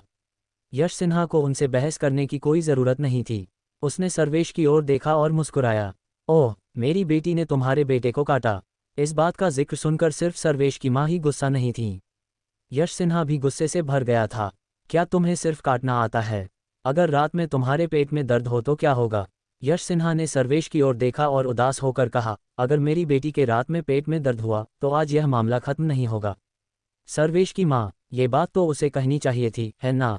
साहिल सूर्यवंशी ने उनकी ओर देखा और हल्की मुस्कान के साथ कहा, तुम उनसे बकवास क्यों कर रहे हो? अगर तुम नाखुश हो तो क्या कर सकते हो? तुम हर काटने के लिए कुछ 100 युआन दोगे, तो मैं तुम्हें कुछ लाख युआन दूंगा। क्या ये तुम्हारे बेटे को लटकाने और पीटने के लिए काफ़ी है? डायरेक्टर के मुंह के कोने फड़फड़ाए। पूंजीवाद की शक्ति हमेशा इतनी शक्तिशाली होती थी। मोहित ने एक बार छोटी लड़की की जांच की और यह पक्का किया कि कोई और चोट नहीं है। फिर उसने लापरवाही से कहा, चूंकि तुम्हें चोट नहीं लगी है तो चलो किसी और बात पर बात करते हैं। सविता, क्या उन्हें ही परेशानी ढूंढनी चाहिए थी? इस आदमी का ये लहजा क्या था, जैसे वह दया दिखा रहा हो और उन्हें जाने दे रहा हो। बात करो, किस बारे में बात करें? दूसरे बच्चे के माता पिता जो लड़ रहे थे वे पहले ही डर गए थे। उन्होंने निगला, उनकी लार टपक रही थी और वे हकलाए बिना नहीं रह सके। साहिल सूर्यवंशी ने गंदे कपड़ों को देखा और अपनी पलकें उठाईं। ओह, बेशक यह मुआवजे के बारे में है। सोना के कपड़े उसी ने तैयार किए थे और पीहू का क्रिस्टल हेयर क्लिप भी सूर्यवंशी परिवार का था। उसने आलस से अपना सिर झुकाया और मुस्कुराया। मैं तुम्हें 1 डी दूंगा। इन दोनों बच्चों के कपड़ों और हेयर क्लिप पर डिस्काउंट 2 लाख युआन। वह मुस्कुराया और बोला, मैं तुम्हारे बाकी के 1000 माफ़ कर देता हूँ। तुम्हें मेरा ज़्यादा शुक्रिया अदा करने की ज़रूरत नहीं है। असल में किसी को भी इस पैसे की परवाह नहीं थी, लेकिन बच्चे के साथ बिना बात के गलत नहीं होना चाहिए था। पिता एरिक ने दोनों गंदे चेहरों वाले बच्चों को देखा और कहा, हम इसे यहाँ सस्ता कर देंगे। 100,000 का चेंज। सविता, मैं हंसते हंसते मर रही हूँ। हा हा हा हा, मुझे डर है कि अचानक हवा शांत हो जाएगी। Closing square bracket. सविता, मैंने क्या सुना? Closing square bracket. हा हा हा हा, इस अमीर आदमी का बदलाव हमारे बदलाव जैसा नहीं हो सकता। Closing square bracket. बड़े लोगों को अचानक लोगों पर हमला करते देखना बहुत अच्छा लगता है। क्या मैं पागल हूँ? Closing square bracket. ऊपर, तुम अकेले नहीं हो। Closing square bracket. सविता की आंखें थोड़ी बड़ी हो गईं। जब उसने आसमान छूती कीमत सुनी तो उसकी आंखें घूम गईं और वह लगभग बेहोश हो गई। उसने अपनी लार नीली और सख्त चेहरे से कहा, आप जो कहेंगे हम वही देंगे। क्या आपको लगता है कि हम बेवकूफ़ हैं? एक कपड़ा इतना महंगा कैसे हो सकता है? साहिल सूर्यवंशी ने अपनी भौहें थोड़ी ऊपर उठाईं। आप इसे जांच के लिए ले जा सकते हैं या इसकी तलाशी ले सकते हैं। इस ब्रांड के कपड़ों की सामान्य जांच से पता चल सकता था कि यह असली है या नकली। क्योंकि यह पहले से ही गंदा था, साहिल सूर्यवंशी ने इसे और लेने का प्लान नहीं बनाया। जब सविता ने उनके शांत और बेफिक्र चेहरे देखे तो वह थोड़ी घबरा गई। इस कमीने बच्चे की लड़ाई के साथ दिवालिया होने का खतरा भी था। दूसरे बच्चों के माता पिता के चेहरे पर भी अजीब भाव थे। जब उन्होंने कीमत सुनी तो माता पिता ने लगभग बिना सोचे समझे अपने बच्चों के सिर पर हाथ उठाकर थप्पड़ मार दिया। तुम मनहूस बच्चे, तुम इतने छोटे हो और अच्छी बातें नहीं सीखते। तुम क्यों लड़ रहे हो? क्या मैंने तुम्हें इसलिए बाहर बुलाया था कि तुम लड़ो? सविता ने भी निराशा में सर्वेश को लात मारी। तुम इतनी कम उम्र में लड़ना क्यों सीख रहे हो? मुझे लगता है कि तुम्हें सबक सिखाने की ज़रूरत है। तो क्या हुआ अगर वह लड़ रहा था? वह तो इन अमीर लोगों के ग्रुप से लड़ रहा था। क्या उनसे लड़ना लड़ाई थी? वह लड़ाई नहीं थी, वह पैसा था। उन माता पिता को देखकर जो इतने गुस्से में थे कि उन्होंने अपने बच्चों को मारना शुरू कर दिया। साहिल सूर्यवंशी ने अपनी भौहें ऊपर उठाईं और हल्की मुस्कान दी। ये दुखद कहानी हमें बताती है कि अमीर परिवारों के बच्चों से लड़ने की कोशिश न करें। अगर उसकी माँ लड़ती तो वह दिवालिया हो जाती। Closing square bracket. हा हा हा हा, मैं हंसते हंसते मर रही हूँ। ये कोई लड़ाई नहीं है, ये पैसों के लिए लड़ाई है। किसी वजह से मुझे उस शरारती बच्चे पर दया आ रही है जिसकी पिटाई हुई। अमीर परिवारों के बच्चों को समझदार होने की ज़रूरत नहीं है। मैं इतना हंस रहा हूँ कि मेरी चीख निकल रही है। मैं सच में हंस रहा हूँ। लोगों का ये ग्रुप बहुत मज़ेदार है। जब लोगों का ग्रुप वापस आया तो कुछ छोटे लड़कों के शरीर पूरी तरह से खराब हो चुके थे। सिर्फ ध्रुव साफ दिख रहा था और अकेला और आज़ाद लग रहा था। सोना ने अपनी गोल बिल्ली जैसी आंखों से उसे कुछ सेकंड तक देखा और थोड़ा सा मुंह बनाया। बुरा भाई, ये कहकर वह मुड़ी और चली गई। ध्रुव, उसने क्या गलत किया? जैसे ही ध्रुव हैरान था, नमित ने गुस्से से मुंह बनाया और कहा, हम आगे थे और तुम अकेले शो देख रहे थे। क्या तुम अभी भी इंसान हो? ध्रुव, अच्छा सवाल। शायद वह इंसान नहीं है। हा हा हा हा, मेरे भाई के चेहरे पर हैरान करने वाला भाव देखो। कितना अंतर है। क्या ये वाक्य वैसा ही नहीं है जब तुम आगे थे जबकि तुम्हारे टीम के साथी पीछे हटने के लिए चिल्ला रहे थे? मैं हंसते हंसते मर रहा हूँ। ऊपर वाला वाक्य सच में तुकबंदी वाला है। जब वह वापस आया तो खाना पहले से तैयार था। सौरभ आधा नीचे बैठा और ध्यान से सोना को ऊपर से नीचे तक देखा। ये पक्का करने के बाद कि उसे कोई चोट नहीं लगी है, वह उसे कपड़े बदलने के लिए घर के अंदर ले गया। उसने यह नहीं पूछा कि वह जीती या नहीं। आखिरकार तीनों कुत्ते चले गए थे। उनके साथ बदमाशी होना नामुमकिन था। जब छोटी लड़की ने कपड़े बदले तो उसके पेट में भूख से गुड़गुड़ हो रही थी। उसने अपनी लार निली और एक स्टूल पर बैठ गई। जब बच्चों ने देखा कि टेबल पर सिर्फ शाकाहारी खाना है तो उनके चेहरे तुरंत उतर गए। रोहित बड़बड़ाया, ये सब शाकाहारी क्यों हैं? क्या कोई मांस नहीं है? पिता यादव का चेहरा ठंडा था। नहीं, अगर तुम्हें खाना है तो तुम खुद बना सकते हो। क्या मजाक है? क्या गांव मांस वाली जगह जैसा दिखता था? ये बच्चे क्या सोच रहे थे? यश सिन्हा की लंबी आंखें बगल में बैठी छोटी लड़की को देखते हुए तिरछी हो गईं। वह बैठना भी नहीं चाहती थी। उसने नाक सिकोड़ी और कहा, ठीक से बैठो। उद्धरण चिन्ह डॉट डॉट डॉट उद्धरण चिन्ह। सोना का छोटा सा मुंह लटक गया। उसने बेमन से चॉपस्टिक से एक सब्जी उठाई। वो अपने चार पिताओं के सामने उसके पास उसे निगलने के अलावा कोई चारा नहीं था। सोना भी मांस खाना चाहती थी, लेकिन छोटी लड़की हिम्मत नहीं कर पाई। उसने मुंह बनाया और ऐसा लग रहा था जैसे उसे फांसी के मैदान में ले जाया जा रहा हो। उसके हाव भाव देखकर दर्शक हंसने लगे। हा हा हा, मैं हंसी से मर रहा हूँ। क्या अमीर परिवारों के बच्चों को भी जबरदस्ती सब्जियां खिलानी पड़ती हैं? यह एक्सप्रेशन बहुत ही जीवंत और असरदार है। मुझे अभी से ही वह एहसास हो रहा है, जब मैं छोटा था तो मेरे अपने पिता मुझे जबरदस्ती सब्जियां खिलाते थे। हा हा हा, मेरा दुखी मुंह बत्तख जैसा चपटा हो गया है। क्या तुम्हें इतना प्यारा होना ज़रूरी है? Closing square bracket. ये सच में बहुत कवाई है। ये शो मुझे बेटी पैदा करने पर मजबूर कर रहा है। Closing square bracket. खाना खाने के बाद बच्चों के ग्रुप के पास जीने का कोई मकसद नहीं बचा था। अगले हफ्ते शाकाहारी खाना खाने के ख्याल से ही नमित गुआंग अपना आपा खो बैठा। नहीं, शाकाहारी लोगों के लिए शाकाहारी खाना खाना नामुमकिन था। उन्हें मांस चाहिए था। साहिल सूर्यवंशी ने बर्तन साफ करने के बाद यश सिन्हा को देखा, जिसके पास करने के लिए कुछ बेहतर नहीं था, और उसे लात मारने की इच्छा को रोका। उसने धीरे से कहा, मैं यह नहीं कह रहा हूँ भाई। क्या तुम सच में यहीं रिटायर होने का प्लान बना रहे हो? यश सिन्हा ने पलट कर कहा, कौन है तुम्हारा भाई? साहिल सूर्यवंशी ने उसे बुलाने का तरीका बदल दिया। कुत्ते सिन्हा, चलो साथ में बर्तन धोते हैं। यश सिन्हा। सुबह और दोपहर में शाकाहारी खाना खाने के बाद रोहित से और बर्दाश्त नहीं हुआ। रात में छोटा लड़का दबे पांव किचन में गया। जैसा कि उम्मीद थी, वहां अभी भी हरी सब्जियां थीं। छोटा लड़का, जो कमरे में बेमन से सिर झुकाकर मोहित से आयुर्वेदिक ज्ञान सीख रहा था, इतना नींद में था कि वह अगले ही पल टेबल तोड़ सकता था। रोहित ने उसे आवाज़ दी, सोना, बाहर आओ और हमारे साथ खेलो। ये सुनकर छोटी लड़की की आंखें थोड़ी चमक उठीं। मोहित ने अपनी आंखें ऊपर की और दरवाजे के बाहर खड़े छोटे लड़के को देखा, जिससे रोहित इतना डर गया कि वह कांप गया।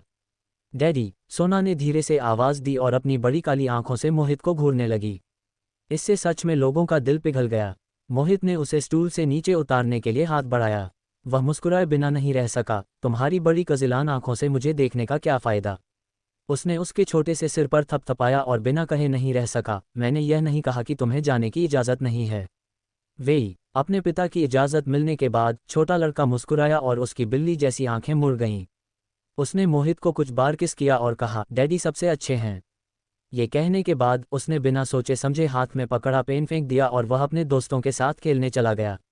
लगातार इतनी बार किस किए जाने के बाद मोहित अभी भी थोड़ा कंफ्यूज था।